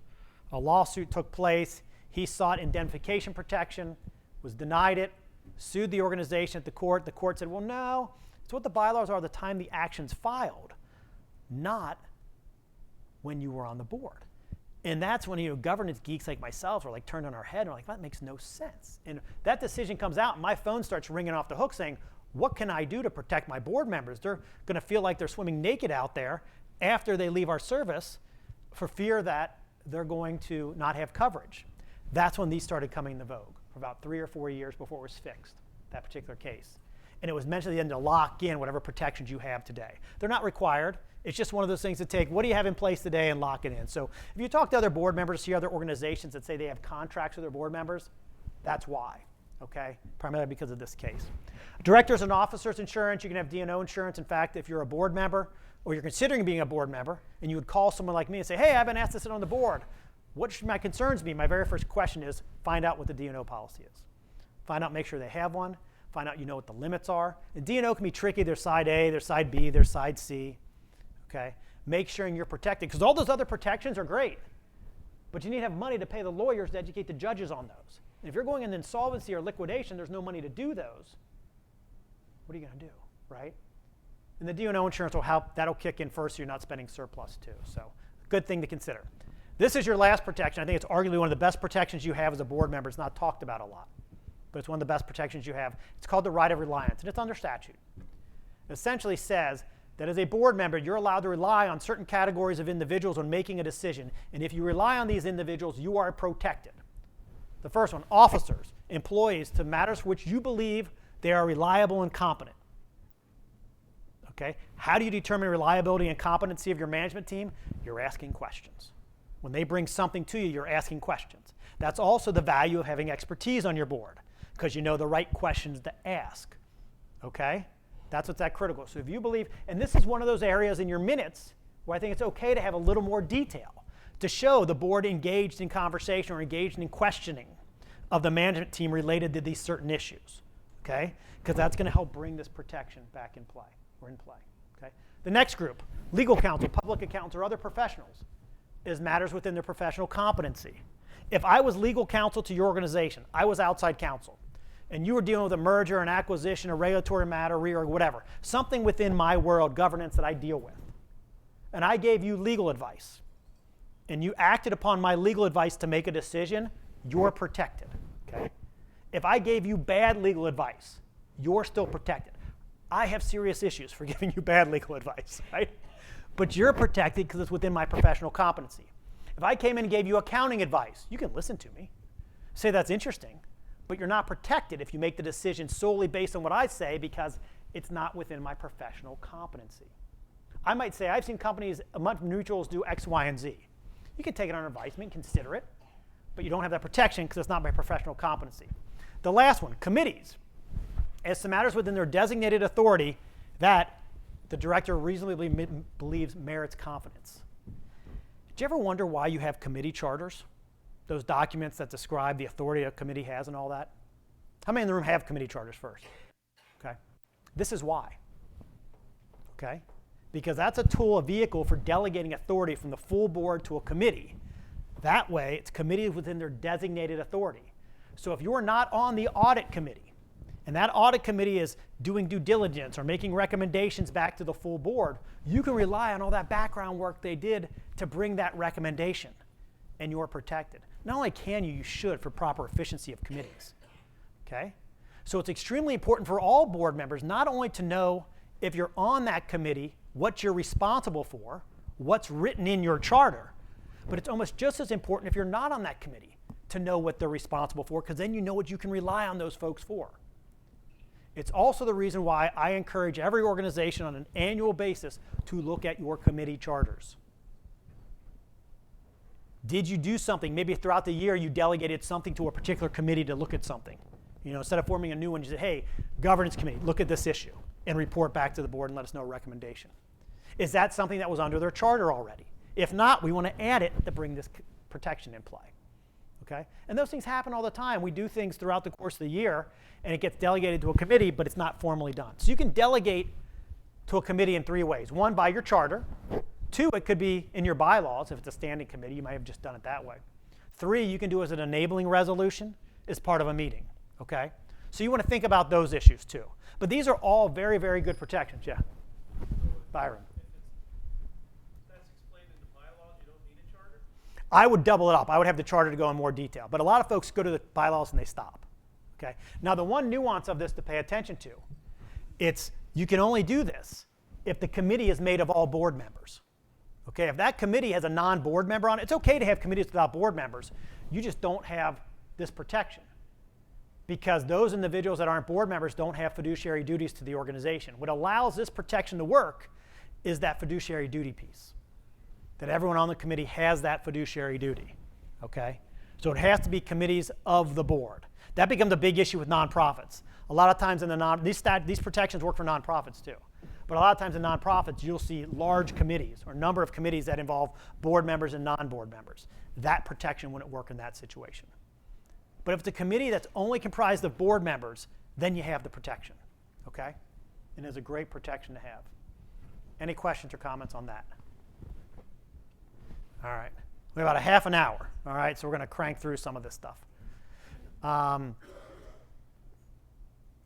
We talk about groupthink briefly. Groupthink is the idea that everyone feels like they need to be unanimous. And people will sit back and not say certain things or not question certain decisions or such because they feel like it's important to have a unanimous decision. Get rid of that. Okay? It's okay to have, as I mentioned earlier, negative votes or no votes on a matter, especially on the debate. Don't fall subject to groupthink just because you feel like it's better for the organization. We're going to skip over the cyber stuff. It's out there. We're talking about it a lot. It's things to know about. I want to spend the last half an hour talking about some of these emerging issues that boards are dealing with. And it's really emerging issues, I think, for the industry as a whole. But it's important that boards have wrestled with primarily over the past year. We're going to talk about COVID-19 briefly. We'll talk about growth and structure alternatives. We're going to skip over legislative stuff because Neil hit on that pretty good. ESG, just very briefly, so you know it's out there, and then policyholder activism. These are kind of the issues that boards are facing today that are showing up on boards' calendars, that are showing up on boards' agendas, whether planned or not. So with COVID, let's get to that first. I think it found out there were some unique challenges, right? And we learned a lot in governing during COVID. You learned a lot about how you quickly had to adapt to doing things remotely as a board, not meeting in person. You know, some organizations found the need to meet more frequently, change your level of communication with your management team more frequently. It was one of those situations, as an outside lawyer, I'd get a phone call and I could say, well, the answer today is X, because things were changing so quickly, right? And so because of that, there were a lot of things moving quickly. We were just adapting on the fly with a lot of it. So some of the things that you should have been doing or go back and look at now is look at your logistics, you know. Were you prepared for remote meetings? Did you have to increase your number of meetings? How are you communicating with each other? If board members found themselves communicating more with each other via email or text message, guess what? As we talked about the first session, that's all discoverable, okay? Right? So we got to pay attention to those things. Our risk reporting system, you know, was that in place? Was that working remotely? Were we still getting those risk reports? Were we still able to connect that way as a board, which became more important with some of those changes to the lawsuits we were talking about? Did some organizations form separate committees to deal with just the COVID issues? Some dealt with them as a full board. You know, what worked for your organization? What didn't? Did you enhance your communications with management? Were there more? Were there less? Because what was happening in our legal environment, especially the regulatory environment with insurance companies, this allowed some more education for a lot of boards, understanding, well, what do you mean moratoriums? We can't cancel policies. What do you mean what's going on with business interruption? It's not in the policy. What do you mean we have to cover it, right? Those sorts of issues. What do you mean the state is going to make a retroactive legislation that says we have to cover something That's not in our policy. Isn't that unconstitutional? You know, those sorts of things. We're coming hot and heavy at the beginning. Yeah, question. As boards start to struggle with this idea of whether we're going to require vaccines in order to come back to the office, Yep. I'm wondering, is that more of a management decision that, you know, how we're going to do our day-to-day operation, who we're going to let in the facility, how we're going to deal with that, or is that a higher level decision that involves enterprise risk or reputation risk to our business? If we set this bar, you know, what's going to happen if the media gets a hold of that? Yeah. At what level should that decision be made? It's a very, very good question. How many people think that decision should be made at the management level only? How many people think that should be a board decision as well? In this particular situation, because of the risk you detailed, I'd say the board should be involved in the discussion. Now, that doesn't mean the board makes it. I think management's making the recommendation, and management's coming to the board and say, this is why we're doing it, this is why we want to do it. Okay? But because of the potential reputation risk, because of the risk to human capital, right, and the potential for lawsuits and negative exposure. You know, Neil touched on it earlier today. There are a lot of organizations in this room that may have all-star employees that think they're not going anywhere because we happen to be in a smaller town, regardless of the size of your organization, and they're not going to move, right? Well, now they have the opportunity from insurance companies across the country that could hire them and say, stay where you're at, you can still work for us, right? So any decision that's going to impact that human capital, impact our labor trends, as well as that risk management for reputation and all that, I think especially given such a high profile. But you know, today, all those decisions are that way. Take the payroll protection, for example. You know, should we take the money? Yep. Should we pass? Those are all decisions that ultimately are going to affect the reputation of your business if the media gets a hold of it. So, Right. you know, it's hard to know when the board shouldn't, Right. you know, make the ultimate call. And I wish there was a bright line test. I just don't. It's a gut test, I think. And I think if you know it's something that could get that attention if it's blown up, I think you should go there. They're all challenging questions, though. Especially the question of some organizations went out in front of other ones and said, we're going to give a return of premium, right? Right immediately to policyholders. Some states required it. Some wrestled with, well, we do it because our competitor down the street did it. Do we feel like we have to do it now? Others like, well, we're not going to get value by doing it, so we're not going to do that, but we're going to do X instead. You know, I mean, they were challenging decisions this year, right? And because of that, it made it a little difficult. And so that's why you saw a lot of folks increasing their conversations with the management to deal with these issues specifically. Looking at your disaster remote working plan, did it work for folks if you sent all your employees home? Were they able to connect? I look from a law firm perspective. You know, you learn very early on if you're going to send everyone home. Our system wasn't designed for every single employee to be remote at the same time. It was a good system, but it wasn't designed for that. So we had to make, you know, a cost and infrastructure and changes to do with that. Everyone else is likely the same. The other one, we saw increase in cybercrime. We saw increase in breaches because guess what? Folks are working remotely, not one from secure lines, right? They're not connecting with a VPN. They're connecting another way. It was easier for folks to get into their systems and hack their systems, right? So we saw an increase in those, which led to risk management. One of the big ones is health and safety of your employees now when you're bringing them back to work. And then early on, if someone did contract COVID, having to tell other employees who contracted it, but how do you do that without saying who it was and what it was? And I'm not a labor and employment lawyer, so I let them deal with that. But those sorts of issues came up, right? And then the business continuity we talked about. So the other thing that came out of this was reviewing and long-term strategies. You know, just prior to COVID, I would say my phone was probably the busiest for potential acquisitions or mergers or affiliations that it had been in the prior 5 years. The industry was really on an uptick for those transactions. They all kind of shut down during COVID, as you can imagine. Now they're starting to come back. And I'm surprised by the number of companies that were pre-COVID were thinking, yes, we're looking for targets, we're looking to do this, that have now backed off a little bit. And the ones that weren't in that position pre-COVID, but now feel like they should be now. Okay? There's a lot of change happening in this industry. There will be a lot of consolidation coming up in the next few years. You're going to see a lot of changes in structures of organizations. And so it's important to kind of understand that too. The last piece is looking at your executive comp. Some would argue that your management team worked harder this year than they ever had to work. Yet the metrics for our executive comp and our bonuses and our kickers and all those were created and set up pre-COVID. Does it make sense to revisit those? Or did you revisit those? We've already been through a year. and looking for the future, because making sure we're treating our management team the right way. All things to be thinking about from a board perspective. We're not going to talk about the regulatory stuff again. Neil did a good thing about that, touched on the key things. I do want to talk about this growth and structural alternatives, because if you would ask me what's the #1 topic that boards or management teams have asked me to talk about their boards or educate the management teams about over the past 2 years, it's this. Okay? What's going on with mergers, what's going on with affiliations, and what's going on with mutual holding company conversions. I would say mutual holding company conversions are controlling my life right now, which is a good thing. Okay? But it's important to understand what they are. It may not be available to everybody. It may not be the right strategic decision for everybody. But it is the thing that's getting the attention of a lot of organizations. So I want to talk about that. Remember, we talked about our membership rights.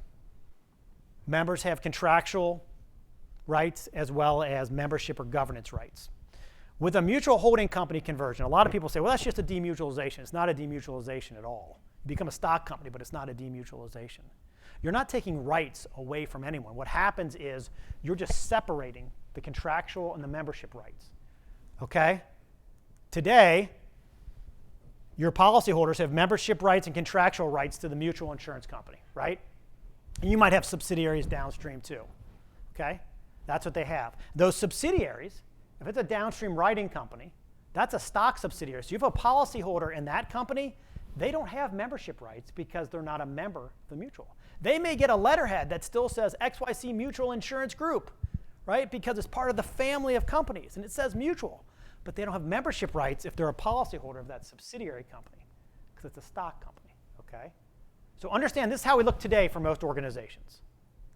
After the reorganization, this is what happens. Notice what you've done is you've just separated those membership rights and contractual rights. You've created a new mutual insurance holding company at the top. That's where the membership rights go. That's where the board's elected. That's where the annual meeting now takes place. That organization owns an intermediate stock company, which I'll jokingly say is that's the entity where all the magic happens now.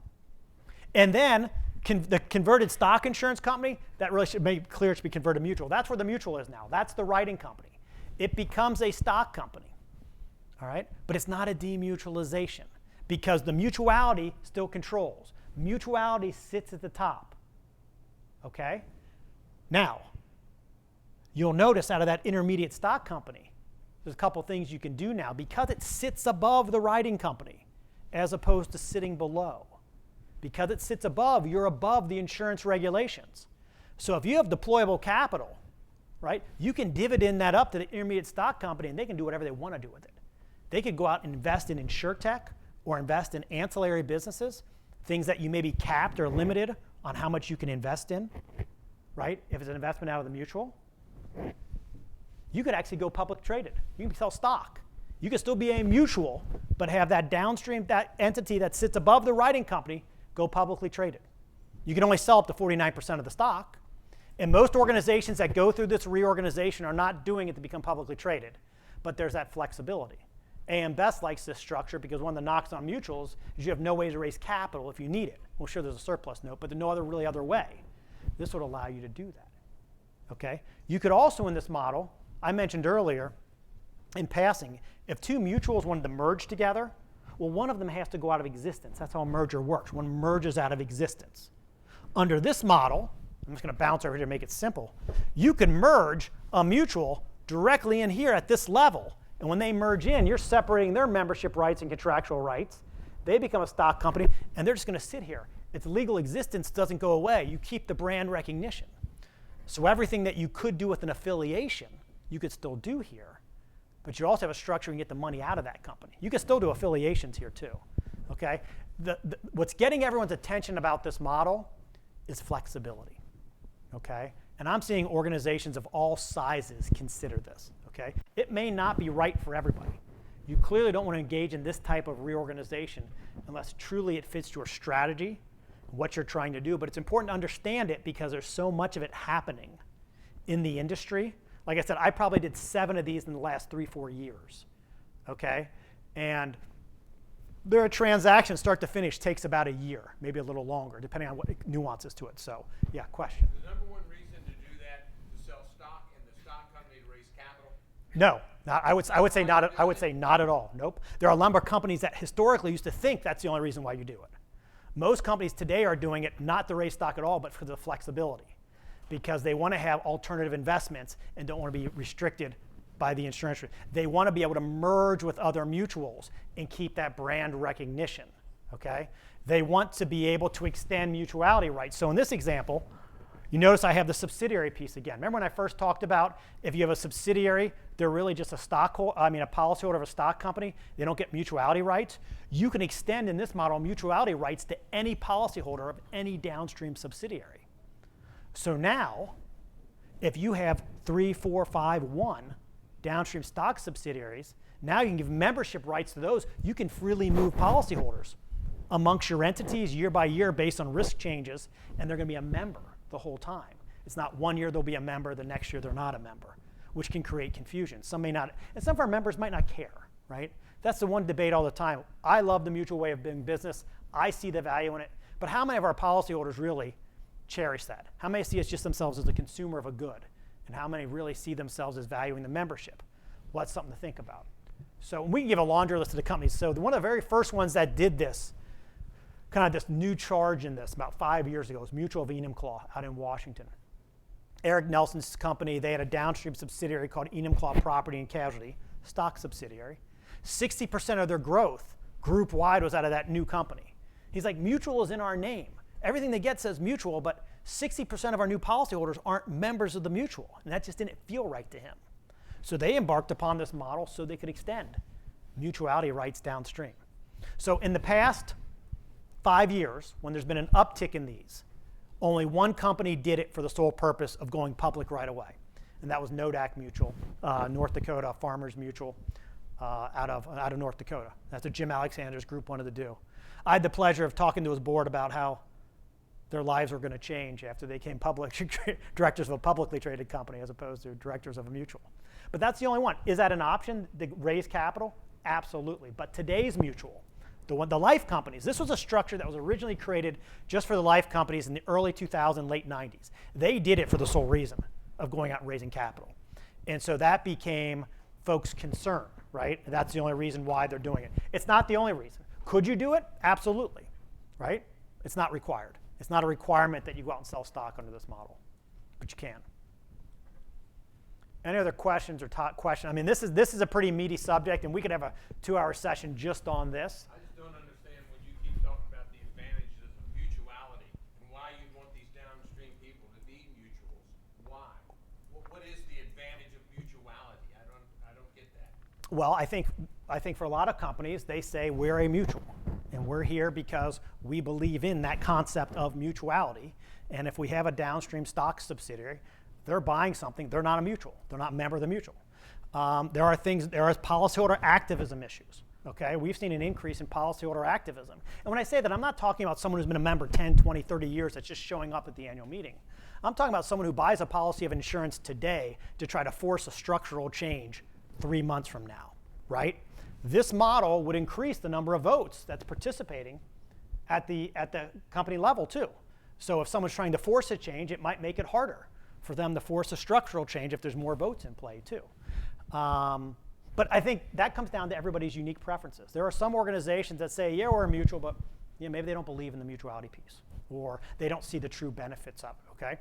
Others will say, no, they die by it. This is us, and we're going to make sure that's important. And there are companies that have gone through this reorganization solely for that purpose. So yeah, it's a great question though, and make sure people get their hands around it and understand what they think is the reason for it.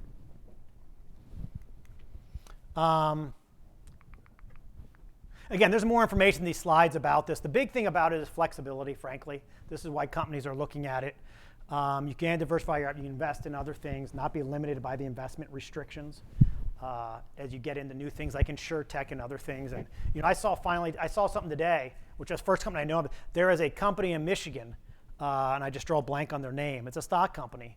They're now accepting cryptocurrency now for premium and other things. I hear that, and I was like, whoa, what's going to happen now, right? It's the first one I know is actually accepting crypto as part of this. So that whole world makes just think about those things. So there's also some accounting benefits with this too under this model.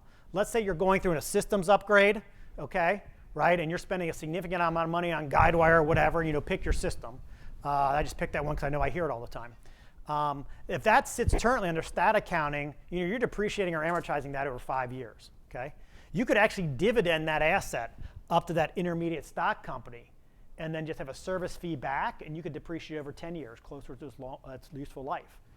You can have your board fees sitting up at the mutual insurance holding company, not with the writing company, which can help your expense ratio. There's other fees and expenses then you can move out of the writing company as it relates to non-insurance expenses. Again, going back to that right of reliance piece, I'm not an accountant. I'm not an auditor. I can just tell you what I'm seeing other companies talking about. You would want to confirm and go through all that with them still. But there are other accounting benefits that are getting the attention of folks as well. Again, you can raise capital if desired. You don't need to do it, but some have done it for that reason. That's great. There are some mutuals that say, we just need it. It's a great structure to allow you to do that and still go to market as a mutual. Mergers and affiliations. We talked about those a little bit already. The key thing with affiliations, and most affiliations, there's going to be one dominant party and one party that becomes the affiliate, a party that needs help. And that could impact board structure and a lot of different things. I helped 2 organizations within the past 3 years, it was like 2017, did what I think is the first affiliation of equals. Both these companies wrote about, a large company, about $750 million, $800 million in premium each, and they wanted to affiliate because of the alignment of the companies. One was primarily commercial, one was more personal lines, and saw the mix. But no one wanted to be taken over by the other. So we did kind of an affiliation of equals, which became a very unique structure because how our definitions work that allow affiliations to take place under our legal statutes talks about control and having the control over management, which is typically done by the board. So that became a unique exercise, but that's another vehicle that's out there, is if you ever thought, hey, we'd love to affiliate with someone, but the company we like is the same size of us, what are we going to do? This is an opportunity to do that, even though your typical normal affiliation is you're going to have significant differences where one's helping the other. Alternative investments, insurtech. A lot of boards are spending more and more time talking about this as we see more and more technology get involved with our organizations and what's our strategy. And this could be anything from bringing on the technology to test it, right? To do pilot programs with technologies, to developing technology internally, or to investing in it, right?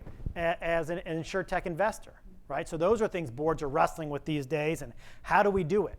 And if it's on the investment side, how does that work with our current investment structure? It's not your simple stock or a bond. You're likely coming in as a preferred stockholder under a unique term sheet for some startup or emerging business where you should be getting different rights. Even if you're not a venture capitalist, you're providing the capital like that, so you should have a term sheet similar to that. So understanding those differences, understanding those nuances, so you're better positioned to protect that investment if that's the direction you go. So I want to wrap up just on this policyholder activism piece because I've been involved with at least 5 of them over the past several years, okay? And as I mentioned earlier, it doesn't mean someone who's been a policyholder for years is not just showing up for the annual meeting. It's someone who's trying to enforce a structural change that they believe is in their best interest, but that the board does not believe is in the best interest of the whole, okay? And that's the whole thing. Remember, you're challenged with making decisions, what's in the best interest for the organization as a whole, okay? And so is it real? Yes. Is it ongoing? Yes. So you want to be just prepared for it, okay? Just recognize, looking at your bylaws, looking at your governing documents, are they clear? We're not taking any rights away from members or policyholders. That's not what we're talking about. But do you have documents within your system that prescribe how things happen? Like, for instance, if someone wants to raise a motion or raise something to be voted upon at an annual meeting, is there a requirement that that has to be submitted within a certain period of time? It's the same type of rule you would have with a stock company, a publicly traded company, right? Does it have to have the support of a certain amount of individuals before it can be put on? If someone wants to nominate someone for the board, is that clearly prescribed, okay? A lot of times our bylaws don't go into details to talking about those sorts of issues at our board meetings, but are they there, right? Or at our annual meetings? You have those in there to talk about them, okay? And again, the idea here is we are not trying to take a right away from anybody. As a member, again, we operate for their sole benefit, the members of our organizations. But that doesn't mean we can't prescribe rules as to how these things take place, okay? So the company thinks that what you can do is start thinking about the issue. And again, this is a whole nother hour presentation just by itself. Do you need to amend or restate in your governing documents to address these issues? All right, do you need to? Should you? Do you want to create those meeting procedures and requirements to eliminate any surprises? Do you want to review your current process for receipt of member requests? What about your proxy practice? Do you have a proxy practice? Is it something you've done annually? Is that sufficient? Do you want to consider an evergreen proxy where someone submits their proxy when they at purchase time of the policy of insurance and it lasts for as long as they are a member? They could always show up at a meeting and revoke it at any given time, okay? But we've seen a number of organizations move towards this evergreen proxy practice. And each state's a little different whether they allow it. I know certain states say you can do it for up to 5 years. Some say 3 years. Some have the wording that say a proxy is valid for 11 months after it's submitted or for another period of time if it's specifically listed in the proxy, okay? So you want to look into those issues and think about them. And then again, some folks have looked at that MHC structure as a way to help increase the number of votes at top. So all things to think about, all things, and these things may never be a risk for you, right? There may not be any risk of any sort of policyholder activist or such. It's just things to think about because we have seen it happen. The biggest one that took the most attention was up in Canada, a company called Economical, where you actually had, in Canadian companies are a little unique. They had 2 categories of policyholders, and they actually had a significant amount of surplus. And there's an investment bank took out a full-page ad in a Canadian newspaper that said, if you are a policyholder of this company, that money is yours. Come call us. And that just started a 10-year battle, okay? Where at the end of the day, and at the time there wasn't even a demutualization statute in Canada. At the time, though, they did end up demutualizing, but they did it on their own terms just with another bank, so that one didn't do it because I don't know what happened. But it's a lot of disruption, okay? So, I mean, just recognize there's things out there, again, and so you just want to pay attention to it. Okay? Again, we're not trying to do anything. As a board, what are you charged with? What are your fiduciary duties? To act in the best interest of your membership as a whole. So you get to make those determinations and try to do so. The key issues kind of for the things that I see, and I put this list together every year, is what are the key issues for board members or things you're considering about. Some things stay on the list, some things roll off, some don't roll off, but it's something that evolves on a yearly basis. But some like a role of the board during pre and post-COVID, that's the top. ESG, environmental social governance, those sort of issues, how we're dealing with those. You're not bound by those unless you're in certain states right now. So thinking about how you're going to bring those practices in your boardroom, understanding the role of the board versus management, understanding the business model of the company, the evolving regulatory environment, competitive strategy, executive succession planning, board composition, not only focusing on expertise, but diversity and our director tenure. You know, one of the knocks on mutuals is that we have directors that come on the board and they sit for life. One of the other knocks on mutuals is we're not doing enough to quickly adapt to bring diversity into the boardroom. Well, if you don't have people rolling off the board, you don't have board seats opening up, how can you bring diversity onto the board, right? And so those sorts of issues need to be discussed amongst the board. ERM and risk oversight, we've talked about most of these at a high level. Risk management of cyber and social media, kind of what's going on with the mergers, acquisitions, affiliation, policy activism, and then that last one is the labor and workforce issues.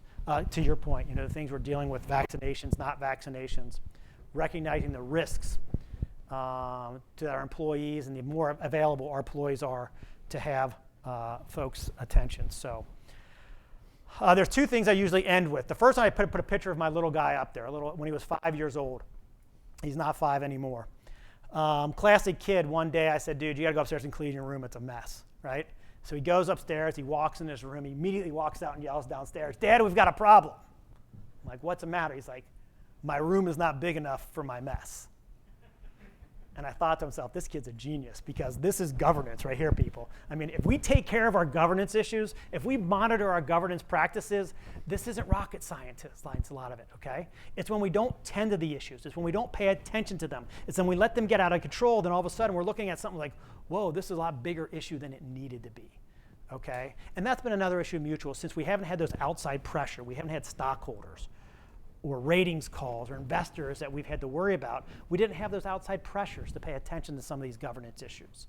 Okay, but I encourage you to take it. Now the regulars are getting more involved with it with the CGET and others, so kind of take control of it. I like to end every governance presentation with this video. And I think if we follow this advice, I think we'll be in good shape. So thank everybody for being here today. I'll be around for questions afterwards if you have any, but just follow this advice and we're in good shape. What is the most inspiring thing I ever said to you? Don't be an idiot. Changed my life. Whenever I'm about to do something, I think, would an idiot do that? And if they would, I do not do that thing. There you go. Pass the idiot test and we're all safe, folks. So thanks for your time today. Hopefully you got something out of this and enjoy the rest of your conference.